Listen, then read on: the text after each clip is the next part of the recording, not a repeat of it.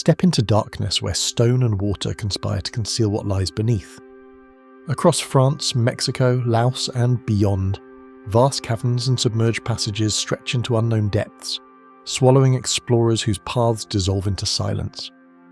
Fragile footprints mark daring descents into shafts carved over millennia, submerged tunnels where light cannot reach, and chambers untouched by human eyes. Amid these silent corridors, you will sense the fragile balance between human skill and nature's indifference, where currents, echoes, and shadows dictate outcomes. Maps end, ropes vanish, and equipment is left behind as the caves keep their most exacting secrets, leaving only the quiet void of passages where no one ever returned. The Lambert Shaft Descent, France. The limestone plateaus of southern France are riddled with vertical voids that appear without warning, narrow openings in the ground that drop abruptly into darkness and resist easy mapping. Among these is a shaft known in caving records as the Lambert Shaft, a deep vertical descent that drew attention during an era when European speleology was still testing the limits of rope, light, and human endurance. Unlike show caves shaped by water and time, this was a clean rupture in the rock, a place defined by gravity rather than passageways, and it attracted explorers who believed that depth itself could be measured, documented, and mastered. Accounts describe the Lambert Shaft as a classic French gouffre, a vertical cave formed in soluble limestone where surface water carved a direct path downward over thousands of years. Such shafts are common across regions like the Caucasus and the Vercors, where karst geology creates hidden drainage systems beneath seemingly solid ground. What made Lambert different was its depth and the way it resisted early attempts at full exploration, dropping beyond the reach of daylight within seconds and offering few natural ledges. For cavers accustomed to horizontal networks, the shaft represented a different kind of challenge, one that demanded trust in equipment and in calculations made far above the unseen floor. The expedition that would later be remembered for its silence was organised with care, at least by the standards of its time. Ropes were measured and coiled, carbide lamps checked, and descent plans discussed at the rim, where wind carried sound away almost immediately. Vertical caving in France had already claimed lives, and experienced teams understood the dangers of free-hanging drops, rope abrasion, and falling debris. Yet, the Lambert Shaft promised new data, a chance to extend known depth records and to map a system that might connect to deeper waterways below the plateau. As the descent began, communication relied on shouted signals and timed expectations, methods that were common before modern cave radios existed. The first meters passed quickly, the shaft walls narrowing and widening in subtle variations that could only be felt by rope tension and reflected light. From the surface, the descending cavers became small points, then vanished entirely, swallowed by a darkness that absorbed sound and distorted distance. Above, the support team waited, listening for confirmation calls that echoed faintly upward through the stone throat of the cave. What is known with certainty is that those calls eventually stopped. Rope movement ceased, and the steady rhythm that indicated progress downward or upward was replaced by stillness. In vertical systems, silence can mean many things, including planned pauses or technical adjustments, and the surface team initially waited as protocol required. When extended time passed without response, concern turned to alarm, but immediate descent by others was complicated by the same risks that had drawn the original team into danger. Every additional person lowered into the shaft increased the chance of compounding a problem that could not yet be seen. Later reports note that when rescuers attempted to investigate, conditions inside the shaft had changed. Loose rock dislodged during the first descent had accumulated below, making further progress hazardous. Vertical caves are unforgiving environments where a single stone falling from above can become lethal long before it reaches the bottom. The Lambert Shaft, with its uninterrupted drop, offered no easy staging points for rescue, and the absence of intermediate ledges meant that any incident below occurred far from reach, beyond both light and voice. French caving history includes numerous examples where recovery was impossible, not because of a lack of effort, but because the environment simply could not be negotiated safely. In some shafts, flooding or airflow changes can alter conditions within hours, while in others, the geometry itself prevents access without equipment and techniques that did not yet exist. The Lambert shaft expedition became one of these cases, recorded briefly in club documents and safety discussions as a reminder of the limits faced by early vertical explorers. Over time, the shaft gained a quiet reputation within speleological circles, not as a place of myth, but as a lesson written into the rock. It was rarely mentioned outside technical contexts, and no dramatic explanations were attached to the disappearance. The facts remained sparse: an attempted descent, a loss of contact, and an absence of recovery. Unlike horizontal caves, where passages can be revisited and re-examined, a deep shaft preserves its secrets simply by being inaccessible, holding events in suspension far below the surface world. The surrounding plateau shows no sign of what lies beneath, and casual hikers can cross the area without realizing how abruptly the ground opens into depth nearby. This contrast between ordinary landscape and hidden void is a defining feature of karst terrain, and one that has contributed to accidents across Europe for centuries. At Lambert, the ground above remained unchanged after the expedition, marked only by anchor points and notes in logbooks, while the shaft below remained unlit and unexplored. In the years that followed, advances in single-rope technique and communication transformed vertical caving, allowing later generations to reach depths that once seemed unreachable. Yet even as technology improved, some shafts were left alone, either out of respect or caution, their histories serving as quiet boundaries. The Lambert shaft remained one of these places, its depth acknowledged but rarely challenged, its story preserved more through omission than retelling. Somewhere below the point where light fades completely, the Lambert shaft still descends into darkness, holding the unanswered moment when voices rose from its depths for the last time and were never heard again. Movile Cave, unauthorized entry, Romania. Some underground spaces are not discovered so much as deliberately isolated, and Movile Cave in southeastern Romania exists under layers of restriction that begin long before anyone reaches its entrance. Buried beneath an unremarkable stretch of land near the Black Sea coast, the cave does not announce itself through dramatic cliffs or visible sinkholes. Its opening is concealed, protected, and known only to a small circle of researchers. The expedition, later described as an unauthorized entry, did not target an unexplored abyss or a record-setting descent, but a site already defined by limits. From its earliest documentation, Movile was treated not as a destination, but as a boundary humanity was warned not to cross lightly. When scientists first documented the cave's interior, they realized its ecosystem operated without sunlight, sustained instead by sulfur-based chemical reactions rather than photosynthesis. Bacteria oxidize hydrogen sulfide and methane, forming the foundation of a self-contained food web unlike any found on the surface. Arthropods, worms, and other organisms survive entirely within this chemical cycle, having evolved in isolation for hundreds of thousands of years. Oxygen levels inside are significantly lower than surface air, while carbon dioxide concentrations are high enough to impair breathing and cognition. These conditions transformed Movile from a geological curiosity into a biological anomaly where human survival is temporary at best. Because of these conditions, entry into Movile Cave is governed by formal research oversight, with permits issued sparingly and only to those trained to survive its atmosphere for limited periods. Protective breathing equipment is mandatory, and even experienced researchers are allowed inside only for short, carefully measured intervals. Unlike recreational caves that welcome mapping and exploration, Movile functions as a living laboratory where contamination from surface organisms could permanently disrupt an ecosystem sealed off for millennia. Every visit is planned, documented, and monitored, reinforcing the idea that this is not a place for curiosity-driven exploration, but for controlled observation under strict limitations. Against this backdrop of control and caution, signs emerged that an individual had entered the cave without authorization, sidestepping safeguards designed precisely to prevent such an event.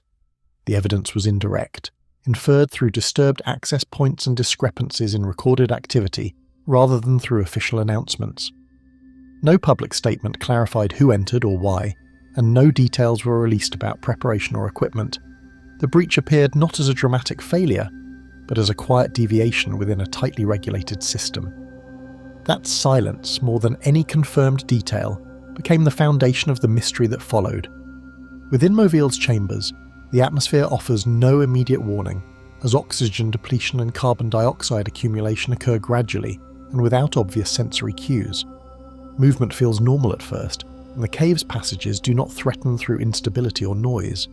The danger unfolds internally as reduced oxygen impairs judgment and carbon dioxide accelerates fatigue, confusion, and poor decision-making. Without constant monitoring, it becomes difficult to recognize the moment when retreat is necessary. In such an environment, even experienced individuals can misjudge their condition, continuing deeper while the cave steadily diminishes the body's ability to respond. No official exit time was ever recorded, and the absence of confirmation became the first indication that the unauthorized descent had not concluded safely. Unlike conventional cave accidents marked by distress calls or emergency alerts, this situation unfolded through administrative silence. There were no public rescue notices and no detailed recovery accounts available in open records. The failure to reappear was inferred rather than declared, leaving the event suspended between assumption and documented fact. In a cave where entry itself is rare and controlled, even absence becomes difficult to define with certainty. Any attempt to locate or recover a missing person inside the cave raised a dilemma unlike typical rescue operations, since intervention could permanently damage an ecosystem preserved through isolation. Introducing additional oxygen, foreign microorganisms, or extended human presence risks altering chemical balances that have remained stable for geological timescales. Movile's protection exists because it is fragile in ways not visible. The ethical question was unavoidable, whether to risk destroying an irreplaceable scientific site to pursue answers, or to preserve the cave by accepting what could not be recovered. As attention returned to research priorities, references to the incident diminished, leaving only fragmented acknowledgements embedded within otherwise clinical documentation.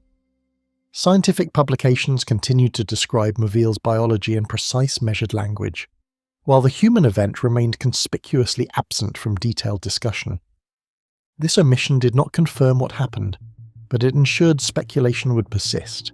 In the absence of transparency, the cave's reputation deepened, shaped as much by institutional restraint as by the unsettling possibility that the environment itself leaves no margin for error.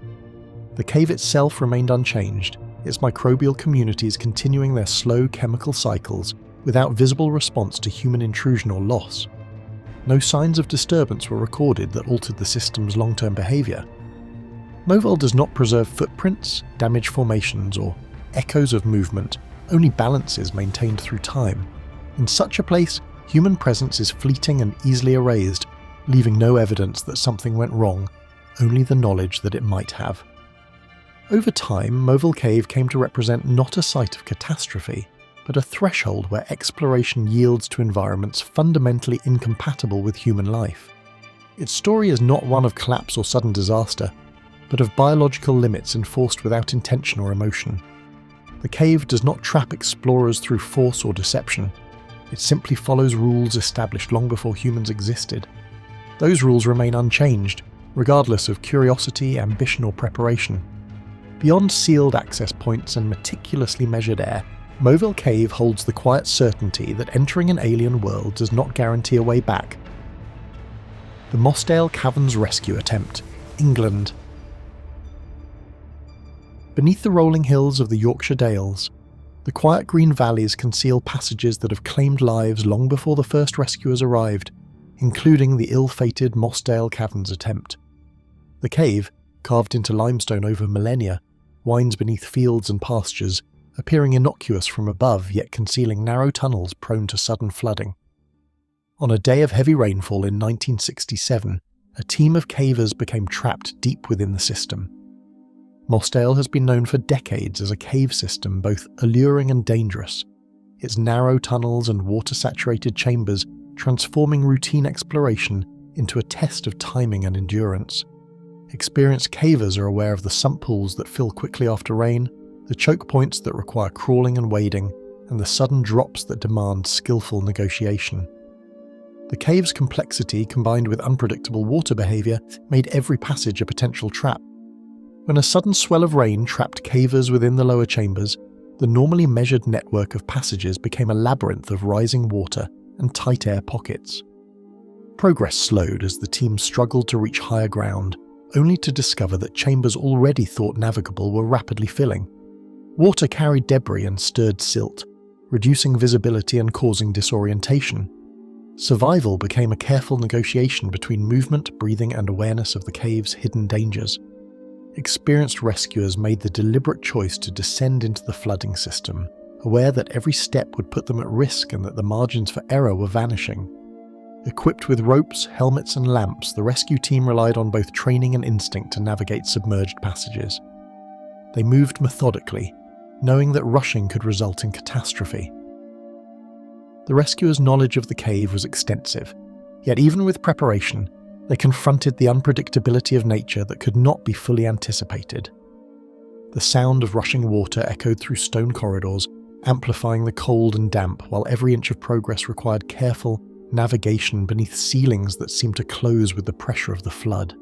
Lamps reflected on turbulent surfaces, creating fragmented shadows that obscured depth and distance. Each passage demanded constant attention, hands on stone, eyes scanning for air pockets, and feet testing slippery rock.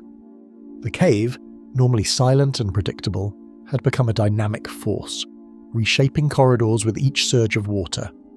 Minutes stretched into hours, and soon the combined efforts of the rescuers collided with the limits imposed by the cave itself, as rising water reduced airspace and slowed movement to a crawl.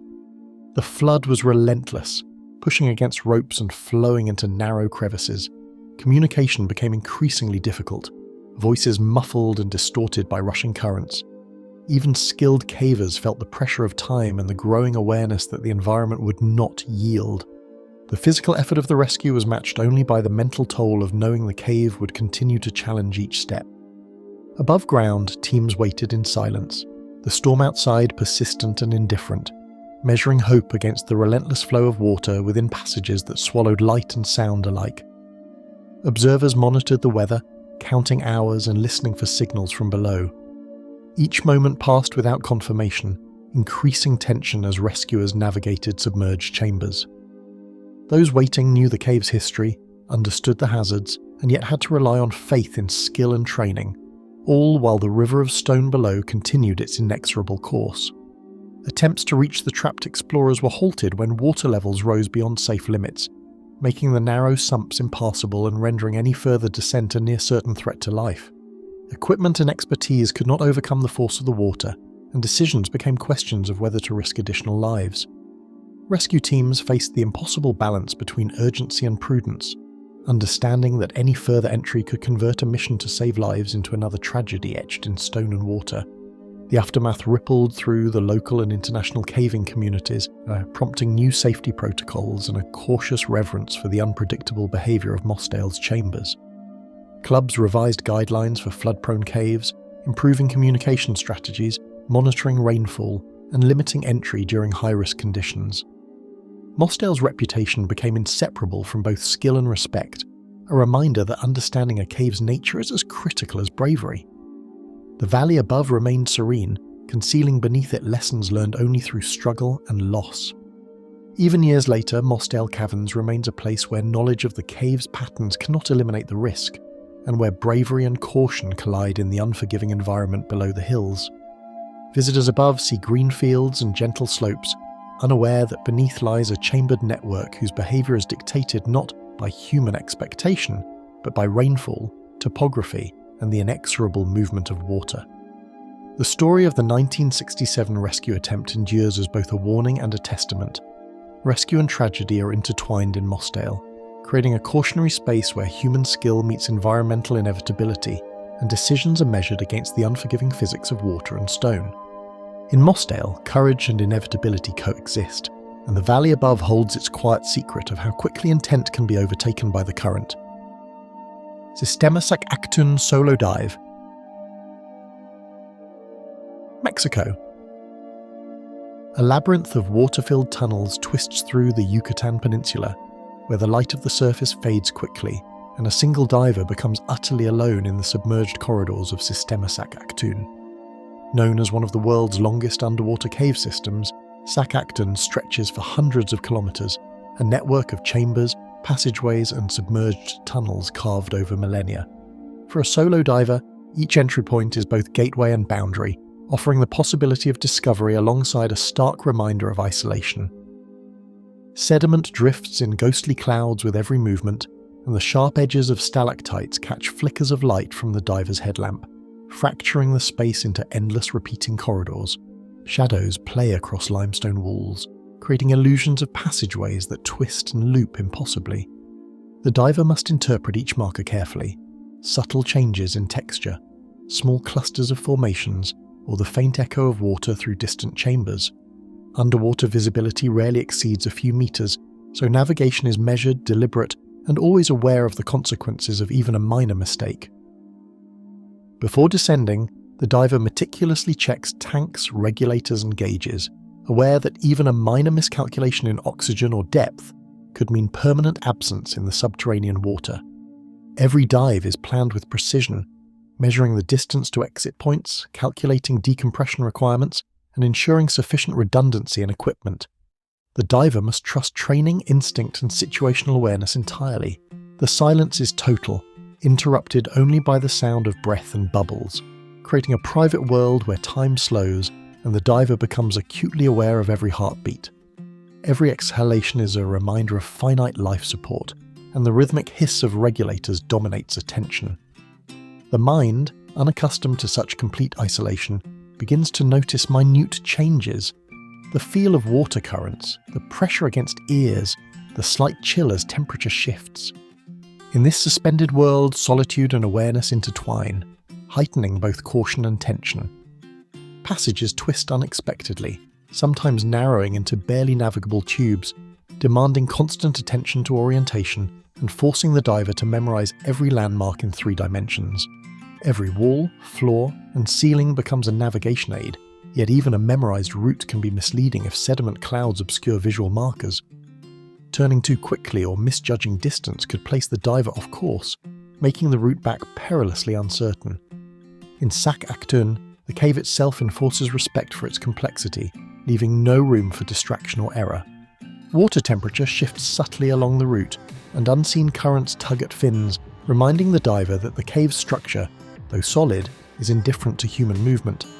Cold sections sap strength and alertness, while currents flowing through constricted passages require adjustment in technique and speed. Sediment stirred from previous dives can linger in the water, reducing visibility and increasing the risk of disorientation. The cave, immense and unchanging, exerts pressure not through malice, but through the immutable rules of physics and human limitation. Marks left by previous explorers hint at what came before. Discarded guideline reels, faded tape, and occasional scuff marks on rock walls, evidence of triumphs and failures long past. These traces serve as subtle guides, but also as reminders that human presence is temporary in a timeless system. Awareness of past incidents keeps the diver cautious, aware that the most experienced explorers have still fallen victim to the cave's unforgiving design. History, though fragmentary, echoes as a warning in the water-saturated corridors. At junctions, the diver pauses to calculate remaining air, distance back to known exits, and the risk of pushing into uncharted branches that promise both discovery and danger. Decision-making is constant and immediate. Hesitation risks oxygen depletion, while advancing without assessment can lead to disorientation or entrapment. Solo diving magnifies the stakes because there is no backup, no partner to confirm judgment or assist in emergencies. Every choice balances curiosity, caution, and survival, a relentless cognitive exercise complicated by the oppressive silence and unchanging surroundings. The diver must remain calm, precise, and resolutely focused, knowing that small miscalculations carry disproportionate consequences. Minutes feel like hours as mental fatigue sets in, each breath a reminder of finite resources, while the cave stretches on with no acknowledgement of presence or peril. Compounding stress makes decision-making more critical, as overextension could transform a manageable solo dive into an irreversible situation. Awareness of limits and constant self-monitoring becomes a lifeline, blending discipline, skill, and intuition in equal measure. Eventually, the diver reaches sections where the ceiling lowers and tunnels constrict, a reminder that the cave's path is unchanged by human ambition and will continue beyond what the eye can see.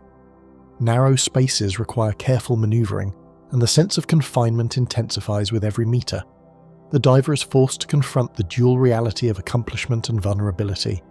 Having navigated immense passages alone, yet entirely subject to the cave's immutable rules, each twist and turn reinforces that Sac Actun is both a place of discovery and an environment indifferent to human presence. Solo diving in Sistema Sac Actun is a confrontation with isolation, skill, and mortality, where the diver's survival depends on meticulous planning, awareness, and respect for the water-filled labyrinth. Every passage, chamber, and restriction tests knowledge and instinct, while the cave itself remains indifferent, silent, and unyielding. Even as divers emerge safely or return to mapped exits, the system preserves its mysteries, unchanged and indifferent to human ambition. Sistema Sac Actun keeps its secrets tightly sealed, and what happens to a lone diver in its deepest corridors is whispered only by the water itself. The Gouffre de la Pierre Saint-Martin tragedy, France. Gloves tightened over frost-coated ropes, the team adjusted their harnesses and checked each line twice before entering the vertical moor of Gouffre de la Pierre Saint-Martin. Winter air clung to every layer of clothing, making movements stiff and deliberate. The expedition was composed of seasoned cavers familiar with extreme conditions, yet the cave's reputation for sudden hazards and frigid passages weighed on their minds. Each member shared a tacit awareness that, beyond the first descent, the cave's complexity and the mountain's winter temperament could turn preparation into fragile reassurance. A sudden chill seeped through the protective clothing as the first climber descended, the shaft narrowing quickly into a tight corridor of ice-encrusted rock. Shadows stretched along walls coated in frost, reflecting the flicker of headlamps and amplifying every movement. The echo of ropes against stone produced a distorted rhythm, creating a surreal acoustic landscape where sound and space seemed altered. Each step demanded calculation, each handhold verification. The cave allowed no carelessness. Even minor errors in footing or rope handling could cascade into far more serious consequences than in a horizontal or warmer system. Shouts echoed faintly, distorted by the cave's angles, as the explorers coordinated movements while aware that the storm outside could trap them long before reaching the lower chambers. Communication became measured, voices deliberate, often repeating instructions to prevent misunderstanding. The vertical chambers amplified tension, while the faint light revealed the precariousness of every ledge. Each ledge and foothold was tested before weight was applied, the team moving cautiously as ice flakes and frost threatened to loosen the already precarious footing. The passage constricted at irregular intervals, forcing climbers to crouch or twist through narrow segments, their helmets scraping against jagged ceilings. In this environment, patience was as essential as skill. Haste would not only endanger individuals, but also jeopardized the cohesion and stability of the entire team. Equipment creaked and stiffened under the cold, and every adjustment required deliberate care, highlighting the fragile balance between preparation and the cave's unforgiving conditions. Frost stiffened ropes, slowed carabiner operation, and made every knot harder to secure. Gloves designed to retain warmth reduced tactile sensitivity, complicating the manipulation of metal and rope. Minor mechanical failures or delays were magnified by low temperatures and the vertical drop, transforming otherwise routine maneuvers into potentially hazardous moments. Breath-formed clouds in the icy air, and the explorers felt the tension rise as progress slowed, the vertical passages demanding both patience and constant focus. The rhythm of movement became methodical, a measured descent, a pause, a glance at the rope, a check of anchors. Silence between breaths was punctuated by the subtle sounds of dripping water, ice shifting, and distant rock settling. Every action required full attention, as a momentary lapse could compromise the careful synchronization of team members and the hard-won safety built into each step of the descent. Fatigue set in unevenly, some climbers shivering uncontrollably while others grappled with cramping muscles, the cold amplifying every misstep and mental lapse. Slow circulation made hands and feet numb, turning minor adjustments into difficult tasks. The team relied on experience, instinct, and shared signals to maintain cohesion. Each member assessed both personal limits and those of companions, knowing that misjudgment could imperil not only themselves but others. In the high-stakes environment of Pierre Saint-Martin, survival depended on disciplined awareness and constant adaptation. a sudden icefall rattled down a narrow chamber, forcing the team to reassess routes and retreat carefully to avoid unseen hazards hidden in shadowed corners. The sound echoed through the shaft, amplifying the fragility of the frozen structures around them. The group slowed further, relying on anchors and previous mapping, yet each adjustment highlighted that even meticulous planning could be rendered inadequate by the cave's shifting interior. Danger was both immediate and unseen, a constant companion in the icy labyrinth. Navigating past frozen ledges and over slick rock, the group realized that timing and decision-making could mean the difference between survival and disaster. The storm above had intensified, and snowdrifts blocked surface exits partially, making retreat slower and more hazardous. Team members communicated through clipped instructions and hand signals, aware that fatigue and cold could undermine comprehension. Every calculated step became increasingly vital. Hesitation or miscalculation risked falls, entrapment, or loss of equipment. The cave's internal challenges combined with external conditions imposed an unforgiving pressure, testing human endurance, cooperation, and judgment to their absolute limits. Hours later, the cave fell silent once more, each chamber retaining the evidence of struggle, tension, and the relentless power of the environment above and below. Descent ropes swayed lightly, ice flakes clung to uneven rock, and every surface bore marks of human passage. Though the expedition moved with care and experience, the harsh winter conditions and complex vertical shafts had exacted a toll. The cave itself remained unchanged, indifferent to effort or outcome, preserving the story of human courage, miscalculation, and environmental dominance within its frozen depths. The memory of that day lingered in silence, etched into every icy wall and narrow passage. Exploring the Gouffre de la Pierre Saint-Martin, alone or in pairs, confronts humans with the tension between meticulous preparation and the unpredictability of ice, rock, and elevation. Winter expeditions are a delicate negotiation with forces entirely external to human control, where success relies on skill, resilience, and constant awareness. Even seasoned explorers must reconcile determination with caution, for the cave preserves its dangers patiently, ensuring that each descent carries the possibility of both triumph and tragedy. Within the shafts of Pierre Saint-Martin, human courage is measured against the indifferent ice, and what became of those who descended is known only to the cold that holds the cave. Tham Luang Southern Extension, Thailand. Water gurgled and echoed through the southern tunnels of Tham Luang, reflecting faint lamplight off slick limestone walls and hinting at passages yet unexplored. The sound seemed alive, carrying the distant roar of underground streams and the occasional drip from stalactites above. Pools of water stretched ahead, some shallow and clear, others dark and deceptive, hiding uneven floors and submerged rocks. The cave's narrow corridors twisted unpredictably, forcing careful navigation through spaces that expanded and contracted without warning.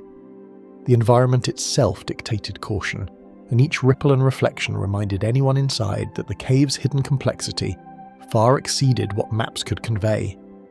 Ropes swayed slightly in the narrow corridors, each splash and drip magnified in the silence, marking the subtle movement of unseen currents.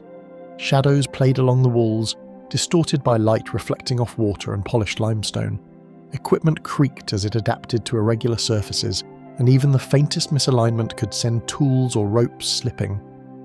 The cave's acoustics amplified every sound, from distant trickles to the scraping of boots over uneven stone, creating a sense of distorted scale where a small chamber could seem like a cavernous hall.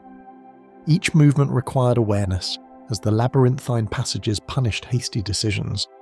A distant roar signalled rising floodwaters from monsoon runoff, the sound carrying unease through chambers that had seemed tranquil moments before. Water seeped from fissures in the ceiling, trickling into channels that were already swelling. Even sections previously navigable became precarious, forcing careful reassessment of every route.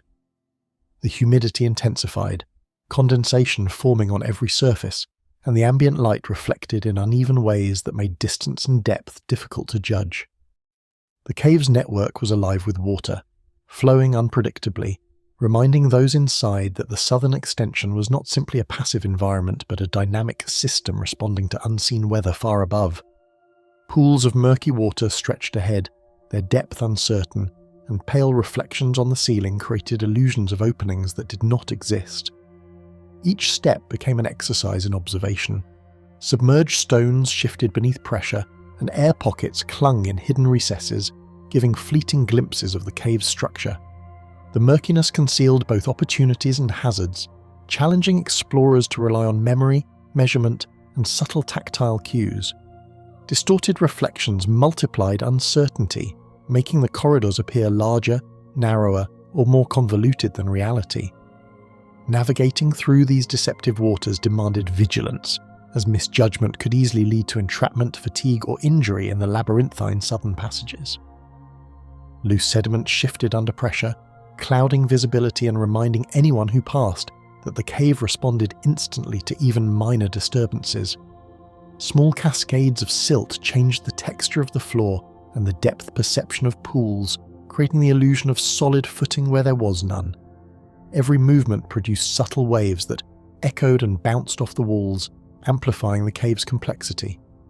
The constant disturbance required slow, deliberate progress, and mental energy was devoted not only to navigation, but to anticipating the cave's reactions. The southern extension revealed itself as an environment where perception and reality often diverged, and where careful observation was inseparable from survival. Stalactites dripped incessantly, each drop punctuating the heavy, humid air, while shadows danced along walls with the flicker of passing lights. The interplay of darkness and reflection made the passages appear to move, as if the cave itself were breathing. Sounds echoed unpredictably, making it difficult to distinguish between water movement, falling debris, or distant air pockets. The sensory environment was disorienting, combining temperature, sound, and reflection into a cohesive challenge that tested both attention and composure. Even brief pauses to reassess the route or check the equipment became exercises in patience and resilience, as the cave demanded constant alertness. A narrow constriction forced passage through icy water, with rocks scraping at the gear and the faintest misstep threatening to upset balance and progress. The chamber compressed suddenly, leaving little room for maneuver, and the water's cold seeped through gloves and clothing, sapping strength. Coordination became crucial, as one misaligned movement could block the passage or dislodge debris that might trap others. Every forward motion was measured, tested, and recalibrated, emphasizing precision over speed.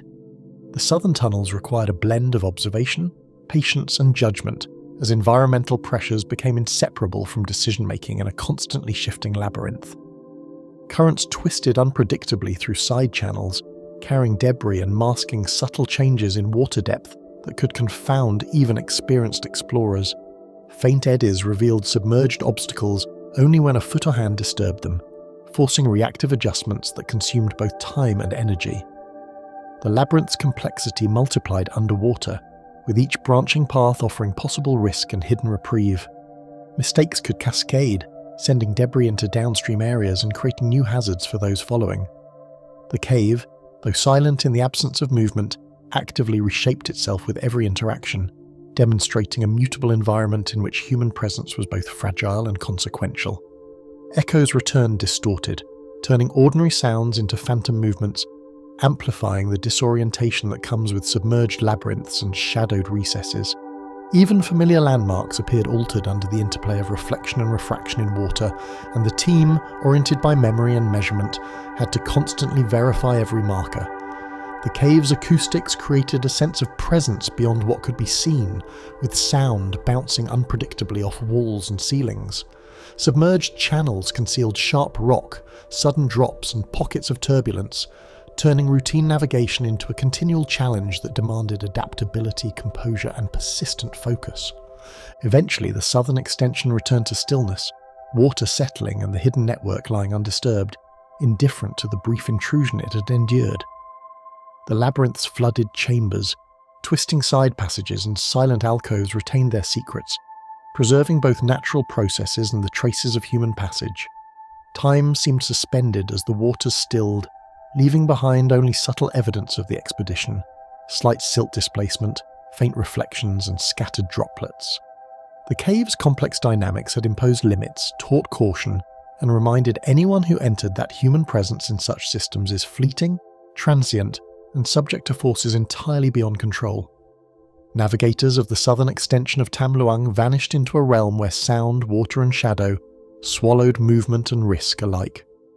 Disturbed sediment, abandoned gear, and taut ropes mark the last known points of entry, offering only silent testimony to human presence. The cave's labyrinthine corridors, shaped by turbulence and shifting currents, claimed all further traces of their passage. Investigators could observe only what had been left behind, while the network's deepest chambers remained inaccessible and unknown. Tham Luang's southern extension held its secrets tightly, a domain where those who entered were never seen again. Beneath Tham Luang, secret passageways and submerged chambers remain unseen, guarding the mysteries that time and water have preserved from human knowledge. The Plura Cave Winter Dive, Norway. A thick layer of ice concealed the Plura Cave entrance, cracking faintly under the weight of equipment and revealing the dark submerged channels below. The frozen surface reflected the weak winter light, masking the labyrinth beneath. Divers prepared carefully, checking tanks, regulators and guidelines before slipping beneath the brittle ice. The initial plunge brought immediate cold, a shock that stiffened muscles and heightened awareness. Bubbles rose slowly, their fragile ascent tracing the first movements into the submerged passages. Every sound, from gear creaking to water shifting, echoed in the icy chambers, amplifying the sense that the cave was alive, observing their intrusion. Cold water enveloped every movement as divers slipped beneath the frozen surface, visibility reduced to a faint glow from submerged lights. Shadows lengthened across walls sculpted from limestone, while pools of darkness suggested hidden crevices and unexpected drops. The temperature numbed fingers and restricted tactile sensitivity, forcing deliberate slow motions. Each stroke through the water demanded calculation, as a single misjudged movement could dislodge silt or knock a line free. The oppressive chill seemed to magnify the cave's size, turning short tunnels into daunting passages. The silence, broken only by muffled breathing and distant echoes of dripping water, heightened the isolation, making the submerged labyrinth feel infinitely vast. Sediment swirled in the icy currents, creating ghostly illusions of passageways and amplifying the disorientation inherent in the submerged labyrinth. Light refracted unpredictably off the walls and ice, producing phantom chambers that vanished when approached. Divers adjusted lines carefully, relying on memory and tactile cues to navigate safely. The shifting floor and unpredictable sediment clouds obscured obstacles, jagged rocks, sudden drops, and narrow gaps that could trap a limb or snag gear. Every bubble rising from regulators became a marker of position, fragile yet vital. The cave's fluidity transformed each movement into a negotiation with the environment, demanding full attention and continuous recalibration to maintain orientation. Air bubbles rose slowly through narrow shafts, the sound muffled and distorted by water, while the chill-numbed fingers and added pressure to every decision. Each inhalation brought cold air into regulators, intensifying the perception of the cave's inhospitable nature. Channels branched unpredictably, sometimes ending abruptly or narrowing into impossibly tight gaps. Divers had to feel their way forward, trusting lines and prior markings, aware that a wrong turn could extend exposure in icy water beyond safe limits. The distorted acoustics made it impossible to gauge distance reliably, and even experienced explorers found themselves second-guessing movement. Every element, the ice above, the water around, and the unseen tunnels beyond, conspired to challenge human perception. Underwater lines stretched into darkness, guiding explorers through twisting tunnels, yet each junction demanded careful calculation to prevent becoming hopelessly lost. Minor errors in the following lines could lead to disorientation, and the narrow confines magnified the psychological tension of being submerged in frozen water. Divers marked intersections with temporary indicators, small flashes of reflective tape or knots, but the flowing currents sometimes shifted sediment over them. The labyrinth beneath Plura was not static. Even a brief disturbance could obscure prior progress. Attention to every subtle cue, the current's pull, the texture of the cave walls, or the faint sound of a distant bubble, became essential for survival and navigation. A sudden silt cloud reduced visibility to near zero, forcing divers to pause, recalibrate instruments, and rely on tactile cues to navigate. The The swirling particles muted light and sound, transforming familiar passages into unrecognizable voids. Hand over hand, divers traced lines carefully, testing each step before committing fully to movement. The cave's underwater chambers felt claustrophobic, even when open spaces were present, as visual cues were lost. Cold intensified, drawing focus inward, magnifying the perception of isolation. Each diver became acutely aware of the limits of technology, training and stamina in this environment. The labyrinth claimed certainty, leaving only reliance on touch, memory and cautious judgment. Reflections off jagged ice and rock surfaces created a surreal, shifting panorama, confusing perception and testing the diver's focus and composure. Illusions of depth and passage multiplied with each subtle movement of water or light. Even familiar areas appeared distorted, and misinterpretation of spatial cues could easily lead to danger. The cave's aesthetic beauty, the shimmering ice, crystalline formations and flowing currents was inseparable from its hazards. Divers relied on repetition, slow observation, and continuous verification of lines and landmarks. Every chamber seemed to shift slightly as they passed, emphasizing that Plura's underwater network responded to intrusion in subtle, unpredictable ways. Narrow passages constricted unexpectedly, requiring careful rotation of tanks and equipment to squeeze through without snagging hoses or losing orientation.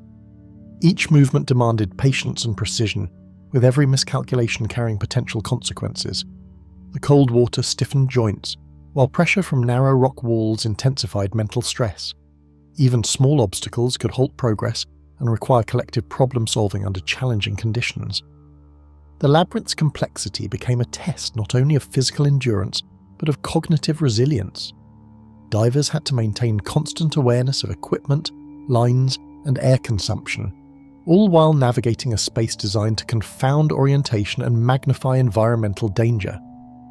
Among submerged passages, currents flowing through unseen channels tugged at fins and lines, reinforcing the cave's dominion over exploration. Flowing water carried sediment and debris into unexpected patterns, altering perceived pathways and requiring continuous adjustment.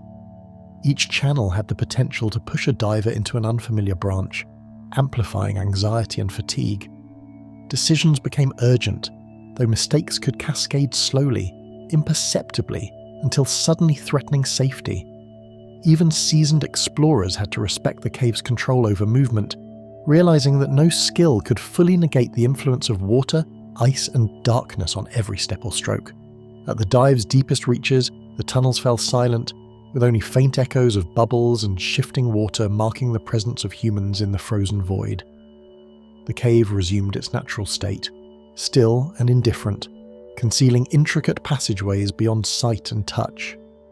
The cold remained, but the motionless water reflected only the subdued lights of equipment, hinting at the vast network that extended far beyond explored areas. The silence emphasized isolation and the unpredictability of the submerged labyrinth, reminding explorers of the fragility of human intervention. For a moment, the cave seemed eternal, guarding its frozen, water-filled chambers from understanding or intrusion. When contact was lost, only disturbed silt, scattered equipment, and faint bubble trails testified to the diver's presence. Cold, immovable water filled the labyrinthine passages, swallowing sound and light, and any further trace of human passage was erased. The network extended into darkness, unmeasured and unforgiving, with chambers and frozen corridors that defied exploration. Investigators could only document the entry points and remaining gear, while the true paths beyond remained inaccessible.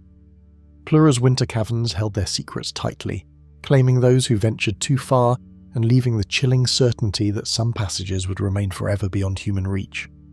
Below Plura's frozen waters, the submerged labyrinth remains a silent keeper of mysteries that defy exploration.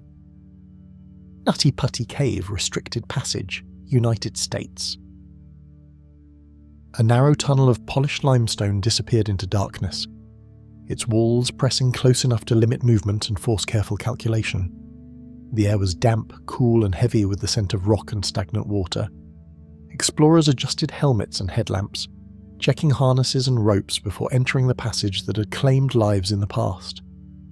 The confined space allowed only single-file progression, each step deliberate and slow, shadows stretched and contracted as lights flickered over the walls, creating a distorted sense of distance. With every movement, the tunnel seemed to contract further, asserting its dominance over human ambition and curiosity.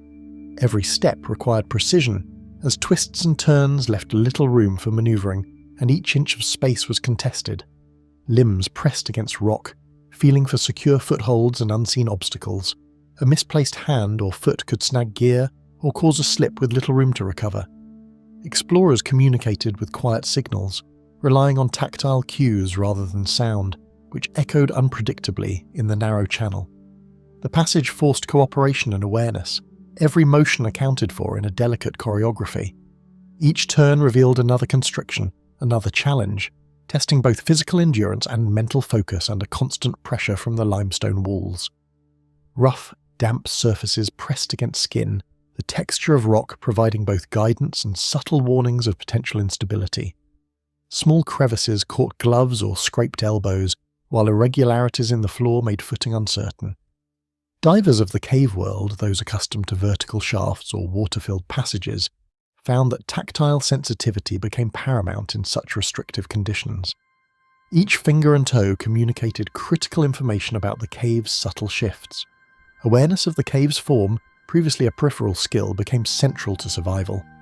The walls seemed alive, responding to touch with shifting shadows and reflections, reminding explorers that even stone can shape the experience of intrusion. Breathing slowed instinctively, measured and deliberate, as the confined space made air feel heavier and the sense of pressure almost tangible. Anxiety built subtly, even among experienced cavers, as the body adjusted to limited movement and the constant presence of rock on every side. Every inhalation reminded explorers of their isolation and the limited options for retreat. The psychological strain was heightened by the muffled sounds of dripping water and distant echoes, amplifying each exhalation and heartbeat. Each breath became both a rhythm and a ritual, a conscious effort to maintain calm while advancing through a space that seemed designed to challenge human composure at every turn. Light from headlamps bounced off uneven surfaces, creating illusions of openings and shadows that warped the perception of distance. What seemed like a turn or junction often dissolved upon closer approach, leaving only more rock and twisting passages. Shadows elongated unnaturally, creating phantom spaces where none existed, and subtle reflections disoriented both eye and mind. Navigation became a sensory negotiation, with light and shadow shaping perceived risk. Small miscalculations could lead to contact with jagged rock or force awkward repositioning in an already tight channel.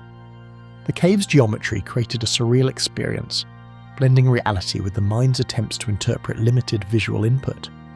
Muffled echoes returned distorted, making footsteps sound further or closer than they were, heightening unease and testing spatial awareness. Communication relied on hand signals and taps on rock to avoid confusion, yet even these cues were altered by the passage's acoustics. Each sound carried an emotional weight, a reminder of the cave's control over perception. The environment manipulated distance, scale, and orientation, forcing explorers to reconcile sensory input with memory and instinct. A single misstep could cascade into entanglement or injury, emphasizing that control was always partial and that the passage maintained dominance over human intent. The tunnel narrowed further, forcing rotations and contortions, each movement deliberate to avoid becoming wedged or trapped. Shoulders scraped ceilings, and hips pressed tightly against walls as explorers inched forward. Equipment had to be carefully positioned, breathing synchronized with movement to minimize collisions with the stone. Fatigue compounded as muscles strained against the unyielding environment, yet stopping entirely was rarely possible. The cave seemed to contract with each step, challenging the body's flexibility and the mind's patience. Every rotation and twist required awareness, coordination, and courage, as the passage became both a test of skill and a silent adversary, indifferent to human presence. Isolation intensified the mind's focus, amplifying minor sensations into warnings and creating a continuous dialogue between fear and determination. The closeness of the walls, the muffled drip of water, and the shifting shadows encouraged hyper-awareness. Explorers experienced time differently. Minutes felt stretched as the body adapted to constant pressure. Small misjudgments had amplified consequences, reinforcing the cave's invisible authority over movement. Mental resilience became as critical as physical endurance. Each decision was a negotiation with the limestone labyrinth, a measured advance that balanced curiosity, caution, and the recognition that the cave dictated terms on its own. A brief widening offered fleeting relief, a chance to stretch limbs and reset, but the cave's twisting paths ensured respite was temporary. In this rare space, divers could assess progress and check equipment, but the narrow confines resumed shortly thereafter. Relief heightened appreciation for space, yet reminded explorers of the imminent return to restrictive passages. Every moment of respite underscored the passage's relentless demands. Even in the briefest of openings, tension remained. The cave's design left little room for error, making every subsequent contraction a renewed challenge to both body and mind, as if the cave tested persistence as much as skill. Passages once navigable returned to tight, unyielding twists, demanding renewed care and constant awareness of every wall, floor and ceiling. Forward motion required conscious planning, each handhold and foothold accounted for, each breath measured. The limestone surfaces alternated between smooth and jagged, creating hazards that demanded full attention. Fatigue, both physical and mental, compounded the risk, and the knowledge of previous incidents within the cave loomed over every movement. The environment maintained an austere authority, leaving explorers acutely aware that even the smallest lapse could have severe consequences. Progress was never straightforward, and each turn held the potential for both discovery and danger. Within Nutty Putty's constricted depths, silence and stone guard secrets that only those daring enough to enter can ever glimpse. The Choranche Cave-side Tunnel, France. Faint streaks of light revealed a hidden corridor branching from the main Choranche chamber, promising both exploration and unseen hazards. The tunnel's walls shimmered with mineral deposits, their pale hues catching flickers of headlamp beams and transforming the space into a surreal mosaic. Air moved slowly through the passage, carrying the scent of damp limestone and faint traces of underground vegetation. Explorers paused to adjust equipment and survey the unusual formations that framed the entry. Though the side tunnel appeared calm, an undercurrent of risk threaded through every step, hinting at the cave's capacity for both beauty and quiet peril.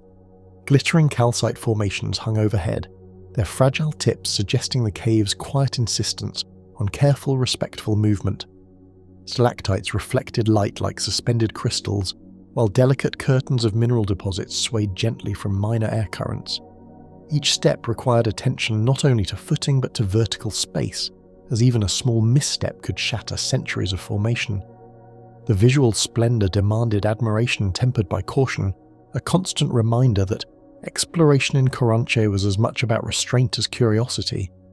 Every gesture became deliberate, a dance of respect amid a fragile world that could not withstand hasty intrusion.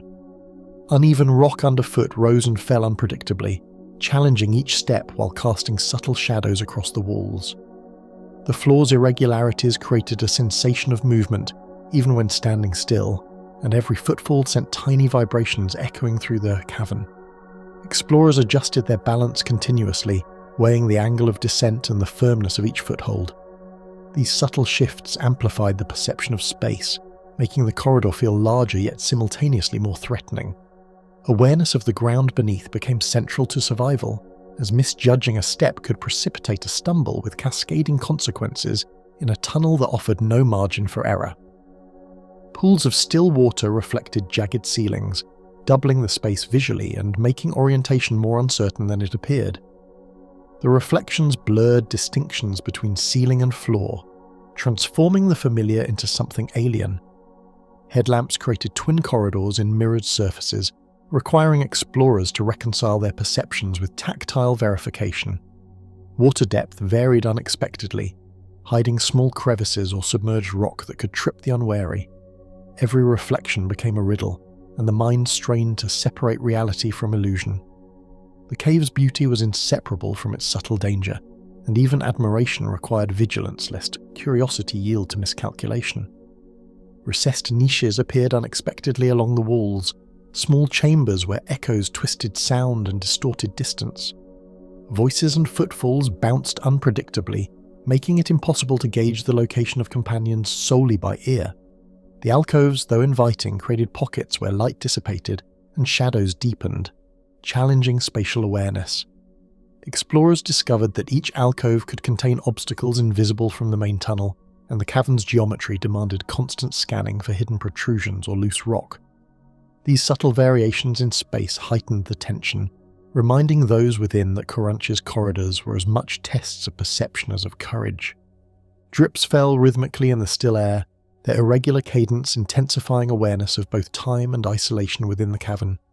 The sound of falling water was magnified in narrow channels, each drop a precise marker of distance and echo. Silence, interrupted only by these droplets, created a meditative yet unsettling atmosphere. In moments when light flickered or reflections deceived, the steady rhythm of water became both guide and warning. Explorers felt the cave's presence in every sound, attuned to the tiniest alteration in cadence that could indicate a shift in structure or a hidden hazard. Fragile stalactites and protrusions crowded the route, demanding every movement be deliberate and calculated to avoid damage. Explorers contorted their bodies to navigate between formations without contact, conscious that centuries of growth hung precariously from above. Even gloves or equipment brushes could fracture these delicate structures, leaving behind permanent scars in a landscape otherwise untouched. The cave imposed discipline, compelling careful planning, patience, and constant attention to detail. Movement slowed, and every inch gained was deliberate, measured against both safety and respect for the silent artistry of the limestone. A sudden vertical descent loomed ahead, its base hidden in shadows, requiring cautious judgment and steady balance to continue safely. A small shaft opened into a lower chamber, the walls slick with moisture, and the drop just steep enough to demand secure footing. Explorers tested holds and calculated each shift of weight before committing to the descent. Shadows obscured depth perception, and the risk of misplacement made every motion deliberate. The cave seemed to assert authority over progress here, a quiet but absolute command that reminded visitors that the corridor's beauty came with uncompromising rules. The tunnel constricted in a series of twisting bends, forcing explorers to navigate with heightened attention to walls, floor, and ceiling alike. The interplay of shadows, light reflections, and rock formations created a dynamic visual puzzle challenging both orientation and confidence. Minor errors could result in accidental contact with fragile formations, and each turn revealed new surprises that required instant recalibration. Explorers relied on memory of previous steps, careful scanning, and slow, deliberate movement. The cave demanded total engagement, and each bend reinforced the sense that Choranche's side tunnel existed as an entity in itself, aware and watchful. A subtle widening ahead revealed the faint glow of the main corridor, offering relief tempered by the cave's persistent reminders of hidden perils. The narrow, twisting journey had required both reverence and caution, and the return to more open space felt almost surreal. Light played over wet rock and shimmering formations one last time, highlighting the delicate features that had dictated movement and awareness. Even as the tunnel ended, the sense of discovery lingered along with the memory of the cave's quiet dominion over those who dared to navigate its secret side chambers. The corridor's challenges were both immediate and enduring, leaving traces of awe and humility. Within Choranche's concealed corridors, silent formations guard secrets that have tested every explorer who dared to tread their delicate paths. Sistema Huautla Deep Push, Mexico. Venturing into Sistema Huautla, the team prepared for uncharted depths, aware that every piece of gear would be tested by the cave's towering verticality. Equipment was meticulously checked, each carabiner and rope placement inspected under flickering headlamp light. The cavern opened before them in muted grey and brown tones, revealing the vast scale that awaited. Conversations were quiet, measured, as the team mentally rehearsed each vertical maneuver. The weight of anticipation pressed alongside physical gear, and the first steps down into the abyss carried both hope and the unspoken acknowledgement of the cave's indifferent authority. The first towering shafts swallowed light and sound, their echoing walls emphasizing both scale and isolation as climbers adjusted to the vertigo-inducing drops. Rope systems rattled subtly as bodies descended, each movement producing a chorus of distant echoes. Verticals demanded precise coordination and focus, with no margin for error. Misjudging a foothold or anchor could have irreversible consequences. The immense walls reflected every sound in distorted patterns, complicating communication and heightening tension. Even as progress continued steadily, the immensity of the shafts reminded the team of the cave's dominance and the fragile role humans play within such a vast subterranean world. Midway chambers offered deceptive relief, vast hollow spaces where the air felt thin and time seemed suspended beneath the earth. The ceilings rose impossibly high, disappearing into shadow, while the floor stretched across jagged formations and scattered boulders. Explorers paused to rest and adjust gear, taking in the scale and the intricate patterns etched by centuries of water and mineral deposits. The expansive space created both awe and disorientation. Without tactile reference, distance and height became unreliable. Every breath carried the subtle chill of deep rock air, and every sound, footsteps, dripping water, gear, echoed in unpredictable directions, reinforcing the cave's silent, omnipresent power. Humidity and temperature shifted abruptly with depth, leaving sweat-dampened clothing and laboured breathing as constant companions to cautious navigation. In some shafts, warm currents of air rose, while in others the cold seeped from stone walls, chilling fingers and forcing careful adjustment of gloves and harnesses. Breathing became a conscious act, synchronized with movement and anchored by careful attention to the environment.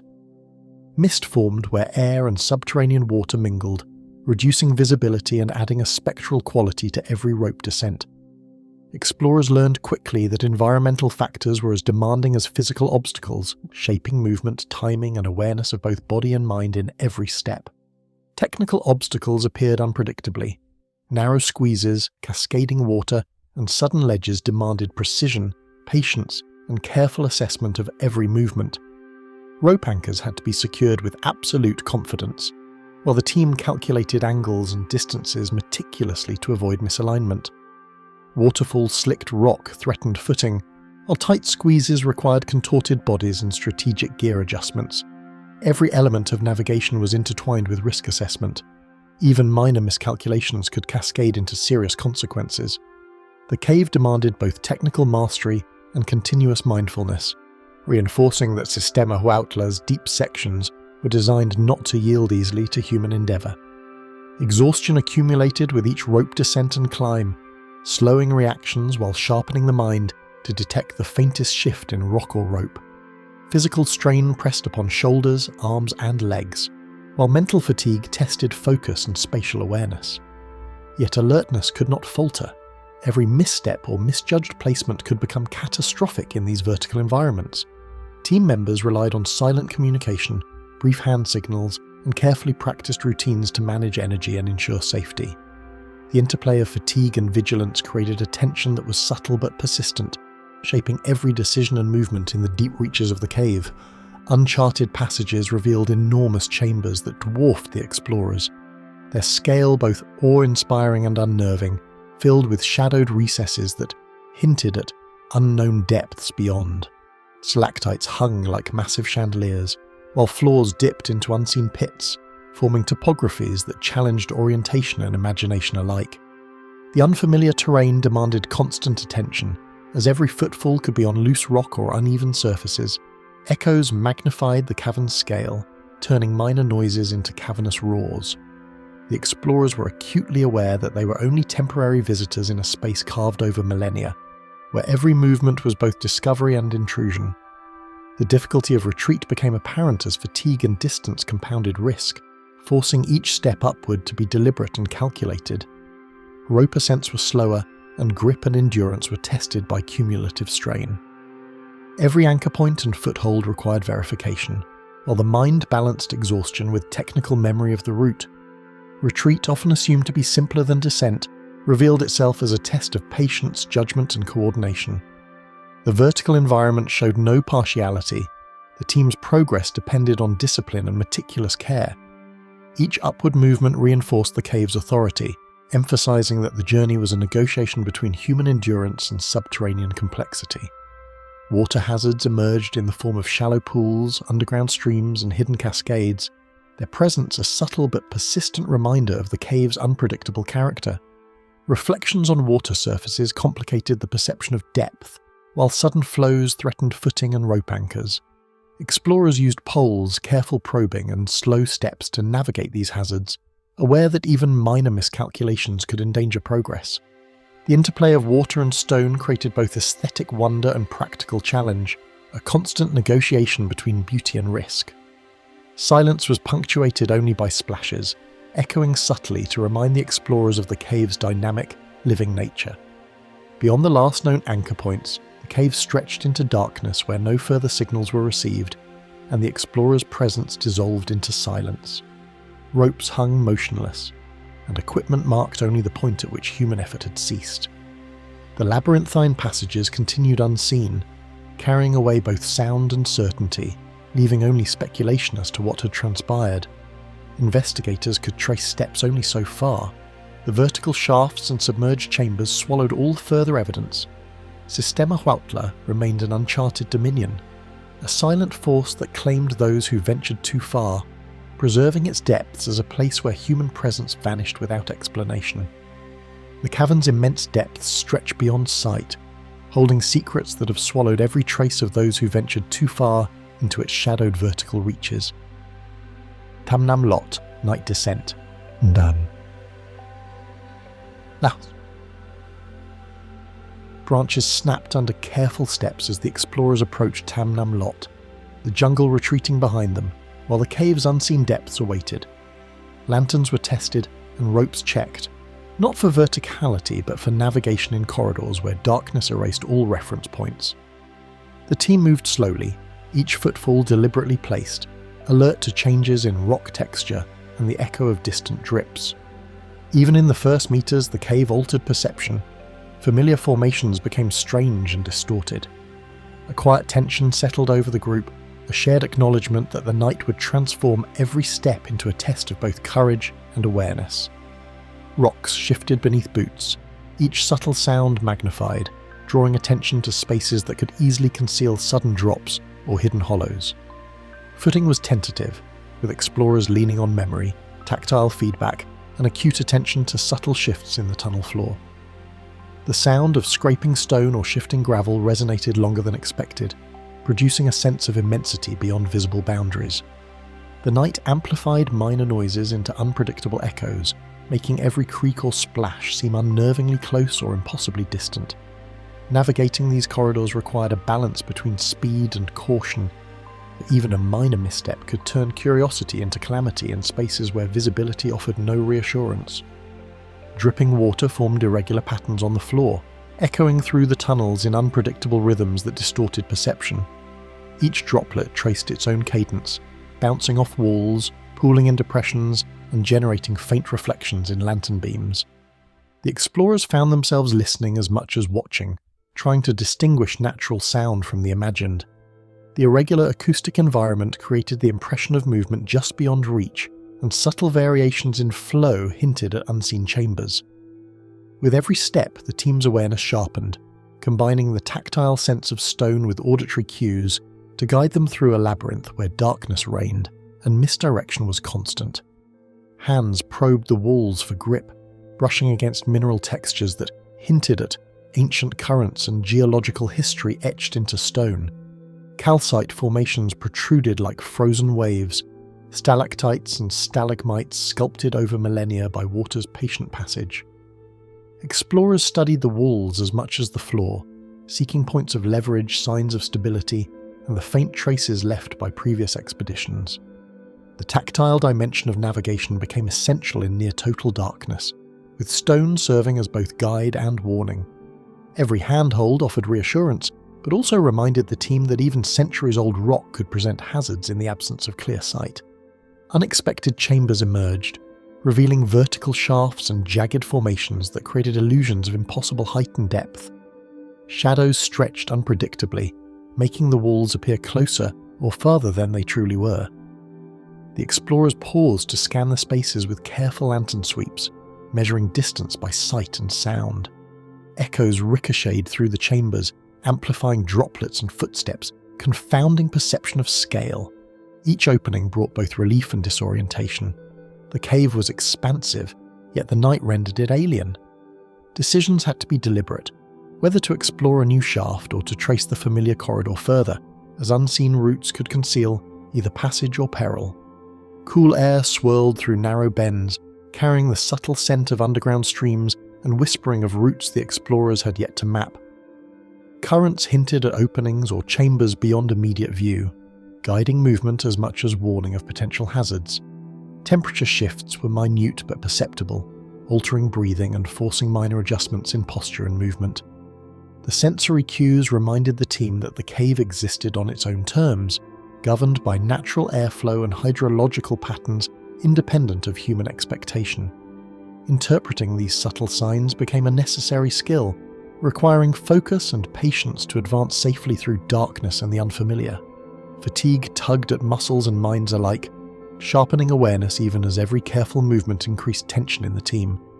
Long corridors and constant concentration eroded stamina, and the mental strain of judging distances and footholds under uncertain conditions compounded physical exhaustion. Even minor errors in rhythm or judgment could escalate into serious incidents, particularly in sections where tight bends and drops intersect. Silence dominated, punctuated only by footsteps, dripping water, or the creak of a gear, amplifying each sound into a signal of potential risk. The cave demanded vigilance as a continuous state, not a momentary effort, testing both endurance and composure with every meter traversed. Claustrophobic sections forced bodies to twist and squeeze through irregular rock, testing patience and endurance with every inch advanced. Limbs bent in unfamiliar angles, while headlamps illuminated only fractions of the tunnel ahead. The tactile dimension of exploration dominated here, with hands probing unseen surfaces, feet searching for secure placements, and gear adjusted constantly to avoid snagging or strain. Time seemed to slow in these segments, each movement magnified by effort and concentration. Emerging from such constricted spaces into wider corridors offered relief but never full comfort. The night kept its hold, making every expansion of space simultaneously a respite and a reminder of what lay unseen. Markers left by earlier expeditions offered brief reassurance, yet the cave's nighttime persona remained enigmatic and disorienting. Familiar markings appeared distorted under flickering light, shadows elongating or flattening them unexpectedly. The team cross-checked known routes with landmarks, yet every corridor seemed capable of misleading even experienced explorers. Mental mapping became crucial, as reliance on memory and sequential cues allowed movement through darkness without becoming trapped in loops. Even known sections retained a mysterious quality, their nocturnal identity distinct from daylight exploration, revealing that human familiarity could never fully overcome the cave's intrinsic unpredictability. The final corridor widened slightly, but shadows hinted at hidden forks and side tunnels still untouched by human exploration. Echoes suggested uncharted cavities, and faint drafts carried whispers of water or air currents in directions unknown. Even as the path led toward the anticipated exit, the cave maintained its subtle control, shaping perception and limiting certainty. Every step emphasized the persistent tension between discovery and safety, curiosity and caution. The explorers felt the lingering weight of unexplored depths above and around them, understanding that night had preserved the cave's hidden complexity in ways that daylight could never reveal. Secrets lingered in Tam Nang Lot, invisible in daylight yet persistent beneath the surface, guarding pathways that no one had dared traverse. The Cabana cellar tunnels, Hungary. Silence clung to the brick-lined corridors of Cabana, as if the tunnels themselves remembered every miner, vintner and visitor who had passed through centuries before. The air carried a faint trace of damp earth and old timber, while shadows stretched across arched ceilings, interrupted only by the occasional glint of rusted metal or broken lantern glass. Explorers moving through this subterranean network quickly became aware that the cellars were more than storage spaces. They were a living memory, a labyrinth shaped by history and human hands. Curiosity was both an invitation and a warning, for the tunnels had swallowed those who underestimated their complexity. Water stains and worn stone hinted at centuries of human labour, while abandoned carts and rusted rails marked the tunnel's industrial past. Each corridor bore the subtle evidence of those who had once navigated these spaces, faint markings etched into bricks, remnants of barrels, and fragments of wooden scaffolding. Occasionally a forgotten tool protruded from a wall niche, or a puddle reflected the arches above, creating fleeting illusions of movement. The tactile history beneath Budapest was palpable, compelling explorers to consider that every scratch, dent, or discoloration might carry a story of past endeavour, triumph, or misfortune, each waiting to be deciphered in the dim light. Corridors twisted unpredictably, splitting into multiple offshoots, each turn threatening to erase any sense of direction and magnify the unfamiliar.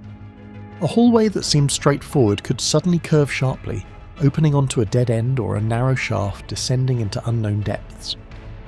Even those familiar with maps found their sense of location challenged by converging and diverging passages, echoes multiplying and bouncing off the brick surfaces. The structure resisted conventional logic, and explorers quickly realized that intuition alone could not guide them. Every choice carried weight, for a wrong turn could lead far from the mapped sections into chambers that had seen no human presence in decades.